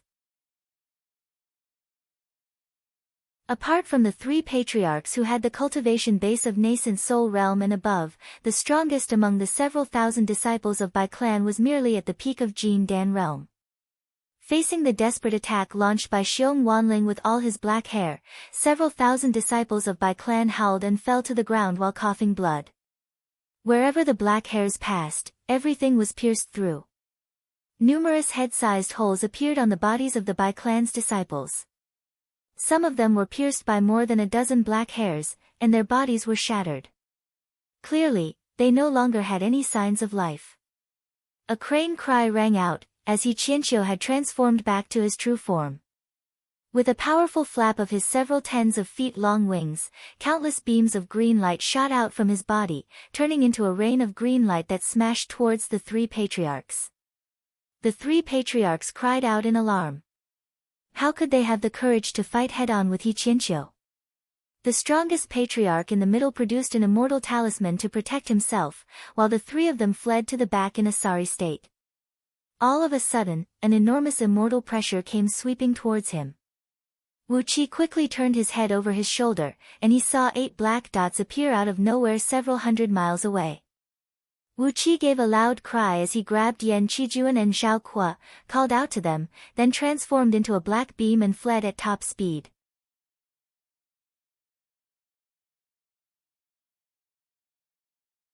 Chapter 339. How dare you! Right after Wu Qi brought Yan Qijuan and Zhao Kuo up into the sky, a beautiful lady among the 8 heaven immortals who came chasing after them had already let out a loud cry. With a blink of her body, she arrived behind Wu Qi. With just a thought, a heaven immortal could teleport to another place with his divine will. His speed was so fast that it was simply indescribable. Even if 10 peak-stage nascent divinity cultivators tied together, their teleportation speed could not catch up with a heaven immortal. The lady looked down at the dilapidated White Frost City, where dark smoke billowed out from every corner of the city, and sensed the wisp of Yin energy left behind by the several thousand Bai clan members before their tragic deaths. Her beautiful eyes were filled with blood, and her eyeballs nearly popped out from their sockets. With a teleportation, she arrived behind Wu Qi. Without saying a word, she stretched out her hand and grabbed towards Wu Qi. "How dare you destroy the 10,000 years of foundation of Bai clan?" This lady immortal was the patriarch of Bai clan, Bai Qingshuang, who successfully transcended her thunder tribulation 3,000 years ago and became a heaven immortal. Currently, all the members of Bai clan were her descendants. Witnessing several thousand of her descendants being slaughtered like chickens, Bai Qingshuang felt a heartache that made her heart, liver, and lungs tremble. With another teleportation, she arrived behind Wu Qi. Her 5 fingers shone with a golden gleam as she cast a restrictive spell and grabbed towards Wu Qi. Once the restrictive spell was cast, the air around Wu Qi suddenly froze. He was like a fly trapped in amber. Even with his cultivation base, he could no longer move even a little bit. The dark beam transformed from the acquired magnetic sword beam twisted and vibrated in the air, producing muffled buzzing noises, yet it just could not move an inch forward. Bai Qingshuang growled ferociously as she grabbed Wu Qi's left shoulder with one hand. Her slender and beautiful fingers clenched down hard. Even though Wu Qi's body was tempered by the dragon transformation script and a great amount of dragon blood essence, it was still crushed into pieces by this frail-looking Bai Qingshuang. The bones and meridians in Wu Qi's left shoulder exploded into a ball of meat paste, while his left arm, which was holding Yan Qijuan, was nearly severed from his body. Wu Qi let out a miserable howl. He turned his head and glared at Bai Qingshuang, then roared at the top of his voice, "Divine flame of order, explode." In Wu Qi's spiritual ocean, on top of the phoenix fire pouch, the divine flame of order, which had grown to nearly 10 feet tall and as thick as an arm after absorbing the innate energies of 5 elements from Wu Qi's body, transformed into a clump of purple and green flame and burst out from the wound on Wu Qi's shoulder. A large amount of purple and green light shot up into the sky, followed by Qingshuang's little hand, and burned her body. Wherever the divine flame of order swept across, Bai Qingshuang's body was quickly set ablaze like a dried straw. Her fair and plump arm was burned into ashes on the spot, with golden fat dripping down ceaselessly. Bai Qingshuang shrieked in pain, "Innate divine fire, who are you?" While howling in pain, Bai Qingshuang spun and fled, returning to the side of the other 7 heaven immortals in just a blink of an eye. But, as an innate divine flame, how could the divine flame of order be so easy to deal with? She fled with teleportation, but the divine flame of order followed her closely like maggots on a bone. It broke through the void and clung tightly to her body, chasing after her. The purple and green flame wrapped around Bai Qingshuang and burned her violently, turning her immortal body into ashes in just a blink of an eye. Only a golden nascent divinity managed to escape from her body in a sorry state. Not allowing her nascent divinity to escape far, the divine flame of order wheeled around and coiled around her nascent divinity. Bai Qingshuang shrieked miserably with fear, while the other 7 heaven immortals behind her also struck at the same time, unleashing all sorts of restrictive spells from Qi, forcibly locking down the void in that area. The divine flame of order trembled, then suddenly vanished into thin air. Only then did Bai Qingshuang's nascent divinity breathe out a sigh of relief, fleeing back into the arms of a handsome young man. Blood sprayed out from Wu Qi's 7 apertures. With his current cultivation base, even though he had an extraordinary treasure like the Phoenix Fire Pouch, it was still not enough for him to freely control the divine flame of order to attack the enemy. However, as he had managed to communicate with the divine flame of order telepathically, he had not hesitated to use the source energy of his nascent divinity to barely control the flame and injure Bai Qingshuang with one strike. Although he had forcibly fused 30% of his nascent divinity power into the divine flame of order to launch a desperate attack, although the 30% of his nascent divinity power was devoured and digested by the divine flame of order, 99% of the divine flame of order had burst out of his body and was no longer under Wu Qi's control. The restrictive spells unleashed by those heaven immortals had locked down the void, but they could not stop the unusual movement of the divine flame of order. After devouring 30% of the power of Wu Qi's nascent divinity and burning away by Qing Shuang's immortal body, the divine flame of order broke through the void and disappeared. No one knew where it went. Sensing that his nascent divinity had suddenly weakened by 30%, as well as the divine flame of order that was left on the phoenix fire pouch, Wu Qi felt like weeping but had no tears. Currently, he could only control the divine flame of order, but he could not retract it. Every bit of it was wasted, and if he wanted to grow it back to its original size, he would have to spend a lot of hard work. Furiously, Wu Qi turned around and gave the 7 heaven immortals a glance, then let out a furious cry and thrust his divine will towards the chariot of 8 horses, which had transformed into a 7-colored cloud tattoo and was hidden on his wrist. Run, run quickly. I need to use the chariot of 8 horses' extraordinary ability to flee. As his divine will pierced into the 7-colored cloud, and as Wu Qi was about to unleash the chariot of 8 horses, a subtle message was suddenly sent out from the chariot. Perhaps it was because he had been using the chariot to flee for his life for the past few days, the connection between Wu Qi and the chariot had become even closer. As a result, another magical ability of the chariot had automatically appeared in Wu Qi's spiritual ocean. After a brief moment of pondering, Wu Qi let out a long cry. Suddenly, a faint cloud burst out from beneath his feet, while the cloth on his back was blasted apart by a 7-colored ray. Then, the image of a handsome horse appeared on Wu Qi's back. The horse had a pair of wings on its back, and its body was shrouded in clouds and mist. Like a living creature, it was galloping on Wu Qi's back, while a vast and irresistible heat flow rushed into Wu Qi's body in an instant. Wu Qi let out a very strange neigh. Suddenly, a pair of vague, fleshy wings spread out from his back, while a strange light fused with the dark beam transformed from his acquired magnetic sword beam. He cried out in surprise, and in just a blink of an eye, the dark beam expanded to a length of several miles and a width of several tens of feet. Amidst a strange buzzing noise, it sped up into the sky, coiling up Xiong Wanling and He Qianqiu, and sped off into the distance. A ripping noise rang out, as a clear cloud path was torn open in the void. Before the 7 heaven immortals could catch up with him, Wu Qi had already vanished without a trace. This was another extraordinary ability of the chariot of 8 horses. If the owner did not want to summon the entire chariot to attract too much attention, he could also summon the 8 true spirits of the Pegasi, allowing them to possess Wu Qi's body and borrow their divine power to increase the speed of Wu Qi's escape beam. With Wu Qi's current cultivation base, he could barely control 1% of the true spirit power of one of the Pegasi. Just this 1% of the true spirit power could increase the speed of Wu Qi's acquired magnetic sword beam by 10 times, almost reaching the speed of teleportation of an ordinary cultivator. A dark beam flashed, and in just a blink of an eye, Wu Qi had brought Xiong Wanling and the others to a distance of over 10,000 miles away. In just a blink of an eye, the vast energy in his body was completely drained. With a muffled groan, Wu Qi fell from the sky. Without saying a word, he swallowed a spirit pill that could help him recover his energy. After regaining a little bit of his strength, Wu Qi brought Xiong Wanling and the others into the thick Xian Bing layer. They went through the 100 miles thick Xian Bing layer, and plunged into the deep ocean of Shui Yuan planet, which was pitch black and had never seen the sunlight since ancient times. Xiong Wanling and He Qianqiu unleashed their defensive light, protecting Wu Qi, Yan Qijuan, and Zhao Kuo. The group of 5 went straight to the bottom of the ocean, and found a dense coral reef. Then, they hid in a water cave underneath the reef.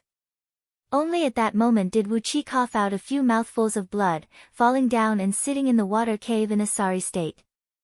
Without saying a word, he cast out several hundred primordial runes, completely concealing all auras around the water cave and sealing off all the auras in the surroundings. At that moment, Wu Qi finally breathed out a sigh of relief, shaking his head with a bitter smile on his face. With all the chariot of 8 horses, he was able to fly with ease and no trace. However, summoning the true spirit of a Pegasus to possess him and increase his flying speed was something that could cost him his life. Just now, when the Pegasus moved, the speed of the escape beam skyrocketed. At that moment, Wu Qi had a feeling that all the cells in his body were being squeezed by a juicer, and that his last bit of strength was almost drained. The speed of the flying was indeed extremely fast. The dark beam transformed by the escape beam could be compared to the teleportation of an ordinary nascent divinity cultivator. In just a short amount of time, they had already traveled 10,000 miles away. However, it was a little too exhausting.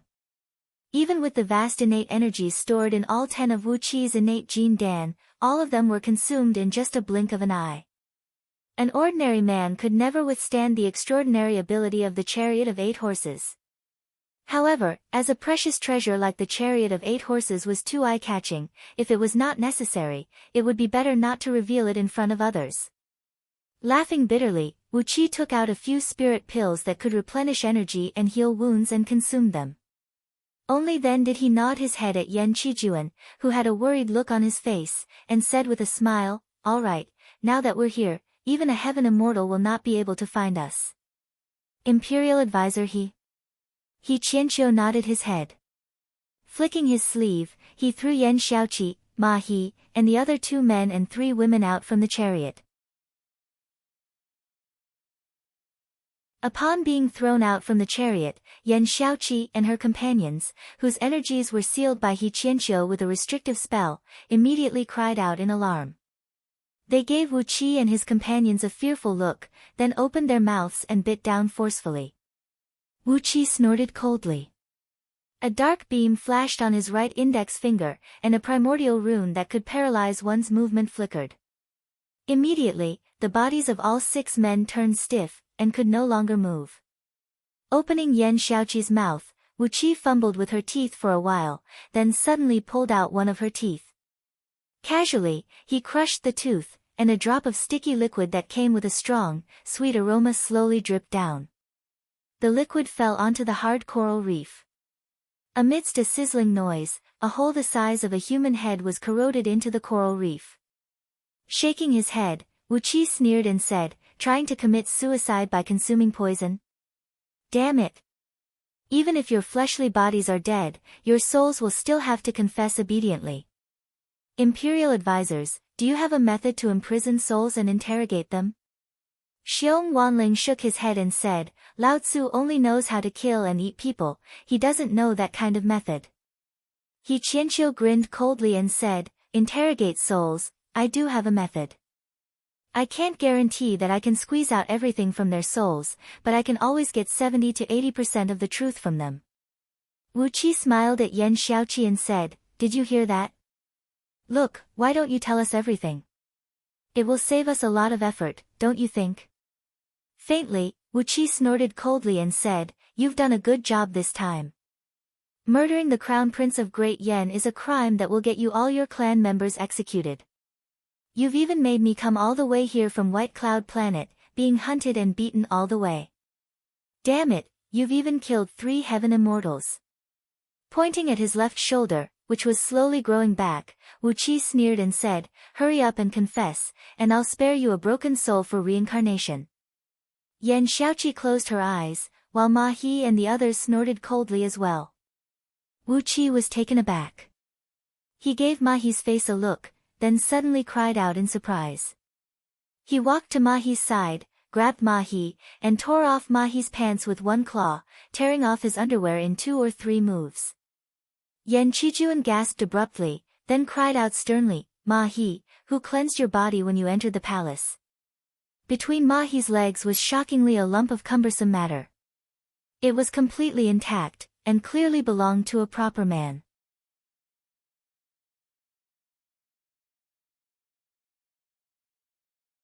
Chapter 340. Wu Qi knitted his brows into a tight frown. What was the difference between Ma He's performance and that of a death warrior? After a brief moment of silence, Wu Qi said carefully, "Don't make too much noise. There are 7 heaven immortals, and 1 heaven immortal's nascent divinity whose fleshly body was destroyed. TSK, the void around Shui Yuan planet is sealed off by them as well. Even the Grand Universal Teleportation Formation cannot enter or leave the planet. If we flee with the planetary ship, we won't be able to escape from the joint attack of 7 heaven immortals. Mahi laughed strangely, clutching his lower abdomen with both hands. While coughing out blood, he stared at Yan Qijuan and said, "Crown Prince, no matter how you torture us, we will never tell you who our master is. He, even if we have to torture our souls, we firmly believe that we will never let you know anything meaningful." Zhao Kuo pondered for a while, then nodded and said, "Although Lao Ai is an unbearable man, he is not that stupid. Even if he were to arrange some manpower, he would never use his own disciples. The flaws of these few people are too obvious. A eunuch who was reborn from Duanyang, a female official who lost her virginity a few years ago. Anyone would be able to link it to Lao Ai." Yan Qijuan and Zhao Kuo's Chi frowned. Slowly, Wu Qi pulled out a small dagger and said in a deep voice, "Who said there is no way to investigate? There is a method in this world called torture." No matter how hard Wu Qi tried to persuade them, Yan Xiaoqi and Mahi refused to say a word. Flustered and exasperated, Yan Qijuan sprung to his feet and gave Mahi a hard kick on his lower abdomen. He had used too much strength in the kick. Mahi howled miserably as his body bounced up and down like a prawn. Blood kept spraying out of his mouth, drenching his entire body. Wu Qi threw away the horses he was carrying in his hand, then said with a cold voice, "That's right. We'll wait for these heaven immortals to get impatient, and we'll wait for them to reveal their flaws. Or, we can still wait for Great Yan's reinforcements. But, it's still fun. Why don't we just extract their souls and interrogate them?" Wu Qi was stunned. Frowning, he stared at Yan Xiaoqi for a long time, then suddenly shook his hand and released Gold Horn and Silver Horn from the spirit breeding ring. Gold Horn and Silver Horn spun quickly in the narrow cave excitedly. Staring at Yan Xiaoqi and the other 5 men and women who were lying on the ground, they shouted, "Does anyone want to eat them?" "Io, there are both men and women. Men are chewy, women are delicate, both are delicious." Yan Qijuan was so angry that he kept stamping his feet. "Lao Ai, a vile man. How dare he, how dare he, how dare he, how dare he bellowed. Wu Qi squatted down and slapped away Gold Horn and Silver Horn's big heads that kept approaching Yan Xiaoqi. He said in a deep voice, "Now I've changed my mind. You're just disciples of Great Sun Sect, but you're not sent here by Lao Ai, are you? Lao Ai is not that stupid. If he asks you to come forward, wouldn't he be confessing without being pressed? As long as the Crown Prince is not killed, it is very likely that we can trace it back to you. And, with the strange behavior on your bodies, it will be very easy to trace it back to Lao Ai." Yan Qijuan's face turned blue with anger. He stared fixedly at Mahi's crotch, his face alternating between blue and purple. As the Crown Prince of Great Yan, how could the chief eunuch in his mansion not cleanse his body? If this was spread out, how many people would laugh at him? There might even be some rumors spreading across Great Yan. If that happened, how could he still have a foothold in the imperial court? Even the bloodline of so many of his children and grandchildren would be questioned by others. Yan Qijuan was taken aback. He frowned and said, "Impossible. These lady officials are the elites trained by Great Yan's imperial palace, and will be assigned to the imperial clan in the future. They grew up in the imperial palace since they were young. How could they possibly do something like this?" Wu Qi did not finish his words. A girl in love in the imperial palace. Given Swan Ni's methods, it was too easy for him to control such a girl. It was very likely that Yan Xiaoqi was subdued by Lao Ai himself. The imperial palace, where these lady officials were secretly trained, was not heavily guarded. With Lao Ai's overall strength, it was not difficult for him to sneak in and out of it. Wu Qi took a deep breath and said in a low voice, "All right, they are gone. A white light flashed from the spirit breeding ring, amidst which came tens of tall and burly longbow men. Immediately, the narrow cave was filled with them. Upon hearing Wu Qi's words, Yan Xiaoqi suddenly said in a cold voice, "Now that you know it's our sect leader who asked us to do this, do you still have the courage to kill us?" Yan Qijuan was taken aback. Wu Qi gave him a look and shook his head. Yan Qijuan cried out sternly, "Their souls are also sealed with restrictive spells. Once their souls are interrogated with a soul-searching technique, their souls will vanish immediately." Everyone shut their mouths, and no one made a sound. Zhao Kuo's face was deathly pale. He sat cross-legged on the ground, his eyes rolled as he stared at the top of the cave, his lips twitching. Slowly, He Qianqiu and Xiong Wanling rose to their feet, assuming a posture of fighting for their lives. If Wu Qi's talismans were broken, their whereabouts would be exposed. Under the pursuit of 7 heaven immortals, how could Wu Qi and his companions have the chance to survive? Wu Qi breathed out a long sigh, shook his head and said, "It's true. Interrogating a living soul can easily vanish your 3 spiritual and 7 physical souls. Once your souls vanish, you won't be able to reincarnate even if you want to." "I'm not a cruel man. It's better for all of us if you tell us what you want. What do you think?" Zhao Kuo glared at Yan Qijuan, pointed his finger at Ma He, grinned coldly and said, "Even the eunuchs of great Yan dynasty have such things. Why can't the lady officials secretly trained in the imperial palace be raped by someone? I've learned something new today. Great Yan dynasty has all kinds of strange and bizarre things. Although it was convenient to obtain a confession by interrogating a soul with a mystic technique, generally speaking, the information obtained by squeezing a soul would be incomplete. If the target also had some restrictive spells in their soul, it was more likely that they would not be able to obtain any useful information." Judging from Ma He's behavior, it seemed that he had really thrown all caution to the wind.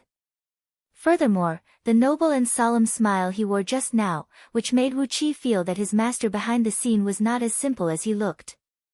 With a stern voice, Yan Qijuan snapped, "Why are you still wasting your breath on these traitors? Just extract their souls and interrogate them directly." Meanwhile, Wu Qi stared at Ma He and Yan Xiaoqi with a gloomy face. "Ma He," he said coldly, "I bet you have joined Great Sun's sect for the sake of your broken yang. As for Yan Xiaoqi, you are a girl who grew up in the imperial palace. If there is a man who can." Casually, Wu Qi undid the restrictive spell on Ma He's body. His right palm was now less than an inch away from Ma He's forehead. The tiny ghost faces formed from the dark mist were twisting and jumping on Ma He's face, sending a cold breeze straight into Ma He's brain. Vaguely, when those ghost faces approached, Wu Qi could see a blurry and translucent figure inside Ma He's body, twisting and struggling restlessly. Yet, no matter how hard the figure tried, it just could not escape from the restraint of the body. A large amount of saliva dripped down from the corner of Yan Xiaoqi's mouth, dripping wet all over her body. Fortunately, it was a very energy-consuming task to conduct a carpet search with divine will. A few divine wills hovered around the nearby seabed for less than the time of one breath, then quickly left. Gradually, the runes on the rock wall dimmed and disappeared. The surrounding natural energies were slowly being injected into the runes, restoring their power. Pointing his finger at Yan Xiaoqi and the other 2 girls, Wu Qi said in a cold voice, "Rape them, torture them, use the cruelest methods to deal with them. I don't care about anything else, I just want their confessions." Wu Qi pressed his palm down, but Ma He smiled proudly. Wearing a sacred, solemn, and even somewhat solemn smile, he slowly closed his eyes and said, "Torture our souls? No matter how you torture us, we will never yield." Yan Qijuan and Wu Qi were stunned at the same time, then both of them cried out at the same time, "Damn it, Lao Ai." Ma He clenched his teeth tightly, staring coldly at Wu Qi. With a wave of his right hand, Wu Qi gradually exercised a very cruel mystic art of extracting the souls of living beings from the technique of ghost and god taught by Princess Zhanglu. Gradually, the flesh on the fingers of his right hand shriveled and turned transparent, exposing 5 pale finger bones. All of a sudden, Wu Qi's finger bones turned pitch black. Vaguely, a dark mist seeped out from his fingertips, transforming into dozens of tiny, ferocious ghost faces, leaping and bouncing in his palm. A series of bone-cracking noises came from Ma He's body, as he was kicked against the rock wall. Pop! Many parts of his skin and flesh exploded, splashing and splashing all over the rock wall. After pondering for a brief moment, Wu Qi stopped the soul-extracting mystic art. Without saying a word, he pulled out the poisonous fangs from the mouths of the other 4 girls, then removed the restrictive spells on them one by one. He shouted in a deep voice, "I'll give you a chance. Tell me who ordered you to do this. I'll leave you with a broken soul for reincarnation. Otherwise, don't blame me for being ruthless." While speaking, Wu Qi smiled bitterly and said, "Eunuchs can be reborn after their yang is cut off, and palace maids and female officials can be subdued by him with a romantic approach. I wonder how many eunuchs, palace maids, and female officials are living in the mansions of all the princes and imperial clan members of Great Yan Dynasty. How many disciples does Lao Ai have in Great Yan Dynasty?" Shaking his head helplessly, Wu Qi turned to Zhao Kuo and told him something. Zhao Kuo was taken aback. He cursed under his breath, rose to his feet with a frown, and walked next to Yan Xiaoqi. Very quickly, he took off Yan Xiaoqi's undergarments, bowed his head, and fiddled with them. After that, he raised his head, snorted coldly and said, She is indeed no longer a virgin. Elder brother, according to my experience of over 2,000 years of visiting the brothels, this girl has lost her virginity at least a few years ago." Streams of powerful divine will were sweeping across the bottom of the ocean, frantically scanning the surroundings. When the divine will swept across the underwater cave under the coral reef where Wu Qi was, the primordial runes Wu Qi had constructed had automatically blocked the detection of the divine will. However, the powerful impact of the divine will had made these runes tremble and nearly explode. The gap between Wu Qi's cultivation base and that of a heaven immortal was simply too huge. While Yan Qijuan was roaring furiously, leaping forward and slapping his horse several dozens of times in a row, trying to force Wu Qi to tell him the truth, all of a sudden, the primordial runes Wu Qi had just planted on the rock walls around the cave burst with tiny beams at the same time. Amidst a series of crackling noises, these runes began to leave traces on the dark rock walls. Tiny electric arcs burst out from the runes, brightly illuminating the dark cave. Xiong Wanling asked with a blank expression, "Does that mean we can only assume that Lao Ai is the one who did this? There is no way we can investigate further." Wu Qi sneered and said, "Also, once they are captured, they will immediately commit suicide by consuming poison, leaving only their corpses behind." Shaking his head, Wu Qi took out the sword of greedy wolf and began cutting the rock walls, expanding the cave. Yan Qijuan's face turned green. He was so angry that his body was shivering. Suddenly, he roared furiously and rushed forward, giving Ma He a powerful kick. Slowly, Wu Qi brought his palm close to Ma He's forehead, reached into his mouth, and pulled out the poisonous fang. "Interrogating a living soul," said Wu Qi in a deep voice, "interrogating a living soul could very well shatter the soul. It might not be able to reveal the secret we want in your mind.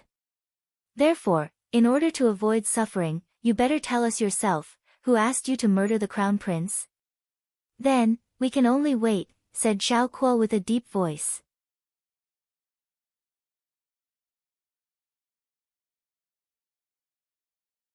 Chapter 341. Then, Wu Qi carved out a few spacious cave abodes on the walls of the cave. In the original cave, a dozen longbow men were working hard to torture Yan Xiaoqi and the other 2 girls, following the order of the great divine Magus. The physiological quality of longbow men was different from that of ordinary human beings. Their bodies were extremely strong, and they could last for a long time. Yan Xiaoqi and the other 2 girls were violated by them in turns, and their miserable cries made Yan Qijuan feel bad. Surprisingly, Zhao Kuo was standing aside and enjoying the scene calmly. With a smile on his face, he tried to persuade Yan Xiaoqi, who was screaming in a hoarse voice, "Tell us everything, and you won't have to suffer like this. Tell us the person who ordered you to do this. Do you really want to be humiliated first, then have your souls extracted and tortured, and finally have your souls destroyed?" Zhao Kuo breathed out a long sigh and said, "No one is worth your sacrifice, and no one is worth your sacrifice. Tell us the truth, and you will be free. Why are you so persistent? Why are you so protective of that person? You are not worth it." Yan Xiaoqi and the other two girls widened their eyes and stared straight at Zhao Kuo. On Yan Xiaoqi's face, there was once again the sacred smile of a martyr. Gnashing her teeth, she sneered at Zhao Kuo and said, "What do you know?" 5 simple words were filled with disdain and mockery. It was as if she had come to a realization that the world was filled with turbid waves, and she was the only one who could control the clear stream.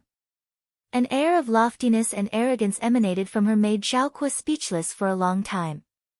Laughing bitterly, Zhao Kuo no longer paid any attention to the 3 girls, who were wailing and howling in pain.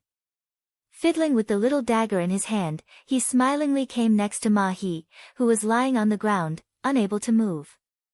"Brother, please confess obediently. Otherwise, I will use this dagger to slowly slice you piece by piece in a moment." Why don't I help you clean yourself up once? This time, I'm going to slice you piece by piece. It will be very, very, very painful for you. Lightly patting on Jin Jiao, who came to him while drooling, Zhao Kuo slowly slid the dagger across Ma He's body. Ma He looked at Zhao Kuo calmly, with a faint smile on his face.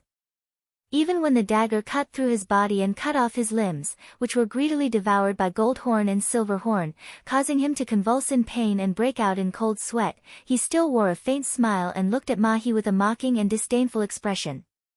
He was like a noble swan flying in the clouds, looking down at an unbearable toad. Ma He's gaze irritated Zhao Kuo, which made him even more ruthless and cruel. Blood and sweat flowed all over the ground, accompanied by the screams of Yan Xiaoqi and the other 2 girls. The small cave was like hell.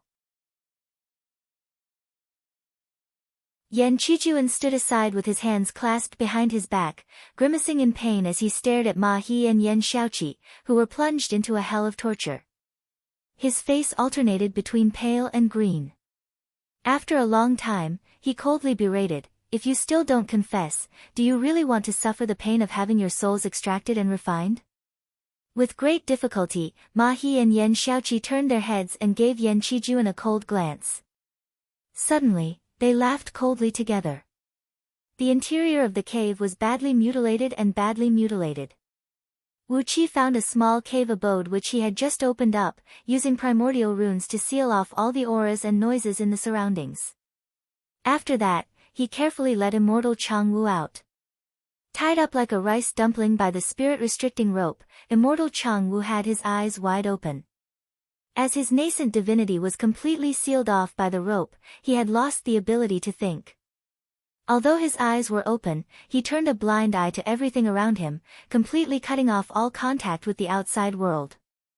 Sitting cross-legged next to immortal Chang Wu, Wu Qi sighed and said, "You can't blame me. It was your woman who came to us first. You killed someone for taking upper-grade energy stones. Why are you heaven immortals so immoral? You can't even teach your own woman well. How could you do such a despicable thing by taking money to kill someone?" Patting immortal Chang Wu's face, Wu Qi breathed out a long sigh and said, "And the result? You've harmed others and yourself. We've suffered a great loss, and you've even fallen into my hands. Why did you do that? Why did you do that?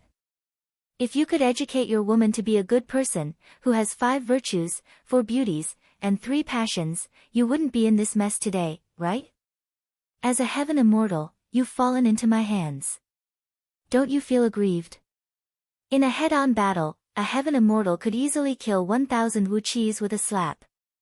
But, before immortal Chang Wu could react, he was knocked down to the ground by Wu Qi using the drunken dragon incense. As a heaven immortal, he had fallen into such an aggrieved state. If immortal Chang Wu could hear Wu Qi's words, think, and react, perhaps he would have long coughed out a mouthful of blood and died of anger because of Wu Qi. After sizing up immortal Chang Wu for a while, Wu Qi casually ripped off all his clothes. With both hands moving like a whirlwind, Wu Qi walked around immortal Chang Wu's body for a while, then performed several dozens of secret incantation gestures found in Scroll of Stealing. Immediately, several thousand bright beams were injected into immortal Chang Wu's body, and several thousand silver specks were seen swimming on his skin. Wisps of natural energies kept injecting into these specks, making them look brighter and brighter. Gradually, they condensed into runes that looked like they were forged from pure silver. Wu Qi's divine will followed these runes and formed a strange force, then slowly seeped into immortal Chang Wu's body. With a gentle pull, he pulled out a clump of golden liquid that was about the size of a human head, translucent like a crystal. Several hundred tiny golden runes could be vaguely seen in the liquid, while a vast amount of immortal energy kept rushing out from it. Hastily, Wu Qi used some restrictive spells to seal off the immortal energy. After giving the golden liquid a careful look, Wu Qi could not help but smile. No wonder when immortal Chang Wu was captured alive by Wu Qi after he fell into a coma, his prime immortal item did not react at all. Apparently, as immortal Chang Wu was used to close combat, he had devoured the item spirit in this immortal item with his own nascent divinity, replacing it and becoming the item spirit of this golden immortal armor. With that, immortal Chang Wu could control the immortal armor with ease, and it could provide him with a better help in close combat. But, the flaw was that after he was knocked down by the drunken dragon incense, his immortal armor did not react at all.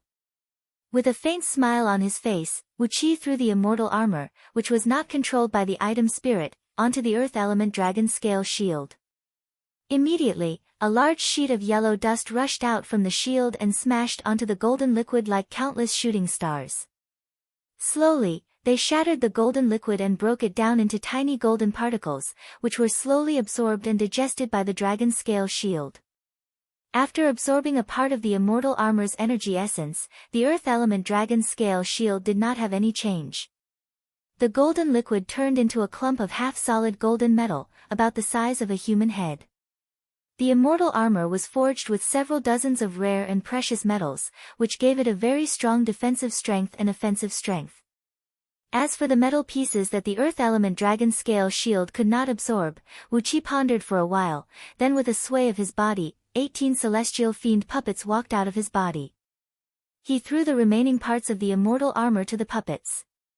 Immediately, the puppets swarmed over, spewing green smoke and poisonous flame from their mouths, corroding the immortal armor into tiny metal powder and swallowing it. Abruptly, a strong beam of light burst out from all the puppets' mouths. After fusing with the immortal armor's materials, their bodies had become a few notches stronger. That was how these celestial fiend puppets worked. By feeding them with a large amount of rare and precious materials, they could be stimulated to evolve continuously. Theoretically, they could evolve without any limit, if Wu Qi had such a huge property for them to waste. After solving the immortal armor inside immortal Chang Wu's body, Wu Qi produced the Phoenix Fire Pouch, placed immortal Chang Wu's body on top of the divine flame of order, and began to carefully burn him. As the divine flame of order seeped into immortal Chang Wu's body bit by bit, large golden crystals kept dripping out from his body, falling all over the ground like precious pearls with tinkling and clanking sounds. These crystals were the essence of immortal Chang Wu's flesh, blood, and energy essence. They were as hard as diamonds, and each of them contained an enormous amount of energy essence and blood essence. After being burned by the divine flame of order for nearly an hour, immortal Chang Wu, a 36th tier heaven immortal, was left with only 360 fist-sized golden crystals. Wu Qi kept all these crystals into the black dragon spirit ring, and threw one into the divine flame of order. Suddenly, the purple-green divine flame grew stronger and stronger, growing from the size of a strand of hair to the thickness of a water bucket, nearly 10 feet tall. The Phoenix Fire Pouch shook, and the enlarged divine flame of order compressed abruptly, quickly transforming into a nearly solid ball of purple-green flame, about the size of a soybean, hovering above the Phoenix Fire Pouch. This little flame looked inconspicuous, but the power it contained was more than 100 times greater than that of the huge divine flame just now. The blood crystals of immortals can nourish the divine flame of order. Not bad, not bad. Wu Qi grinned coldly. Immortal Chang Wu's immortal soul was left hovering in midair, glinting with a golden light like a living person. It was tightly bound by the spirit-restricting rope. The immortal soul looked like a living person, and at its core was a clump of complicated silver-white runes. These runes were swimming in immortal Chang Wu's soul like fishes. Occasionally, a few of them would collide with each other, producing a melodious sound of metal clashing. These runes were known as heavenly Tao epigraphs. They were the specific manifestations of the profound principles of heaven and earth that immortals had comprehended from the great Tao of heaven and earth. As immortal Chang Wu was cultivating with a pure gold element body cultivation technique, these heavenly Tao epigraphs were as sharp as blades. When Wu Qi scanned them with his divine will, he felt as if he was being hacked by a sharp blade, and felt a severe pain in his nascent divinity. The so-called scroll of stealing, the technique used to steal from the heaven, is. Wu Qi smiled faintly. His eyes went wide as he carefully performed incantation gestures with both hands. Countless incantation gestures were cast out gracefully, transforming into a large silver net that slowly seeped into the defenseless immortal Chang Wu's immortal soul. Like catching a fish in a large net, all 108 silver heavenly Tao epigraphs in immortal Chang Wu's immortal soul were captured by the net, then slowly compressed into a silver light ball the size of a sesame seed. With a gentle pull, all of immortal Chang Wu's enlightenment of the heavenly Tao were extracted from his immortal soul by Wu Qi. At this moment, even though immortal Chang Wu had released his immortal soul, he had forgotten all his enlightenment of the heavenly Tao. Even though he possessed the divine will and dharmic power of a heaven immortal, he still could not use any dharma spells or divine abilities. This was because he had forgotten all his enlightenment of the Tao, magic and divine abilities. Wu Qi breathed out a faint sigh, then swallowed the tiny silver light ball, quickly controlling it to rush into his dantian. The Jin Dan in Wu Qi's dantian was throbbing, as it quickly fused with all of immortal Chang Wu's enlightenment of the heavenly Tao. An enormous spirit pressure rushed out from Wu Qi's dantian, as his Jin Dan underwent a tremendous transformation. Hastily, Wu Qi fished out several hundreds of thousands of energy stones and placed them around him. An enormous amount of natural energy kept rushing into his body from these energy stones. Silently, Wu Qi exercised White Cloud Immortal Sex Energy Unity Mystic Technique, causing the energies in his main meridians to surge and surge. All of a sudden, a blinding light burst out from the Jin Dan in his dantian. A nascent soul with a silver body sprung out from the disintegrating Jin Dan that Wu Qi suddenly had. The nascent soul had a dull expression, and its eyes were lifeless. It looked like an ignorant puppet. With a thought, Wu Qi separated a thread of divine will from his nascent divinity and injected it into the empty shell of the nascent soul. You're tuning in to the Blissful Bookshelf YouTube channel. We're so grateful for your support, and don't forget to subscribe to join us on this incredible journey through captivating stories. Your generosity through donations truly makes a world of difference, as it's the primary source of revenue that allows me to expand and enhance this channel for you. Thank you from the bottom of my heart for being a part of this adventure.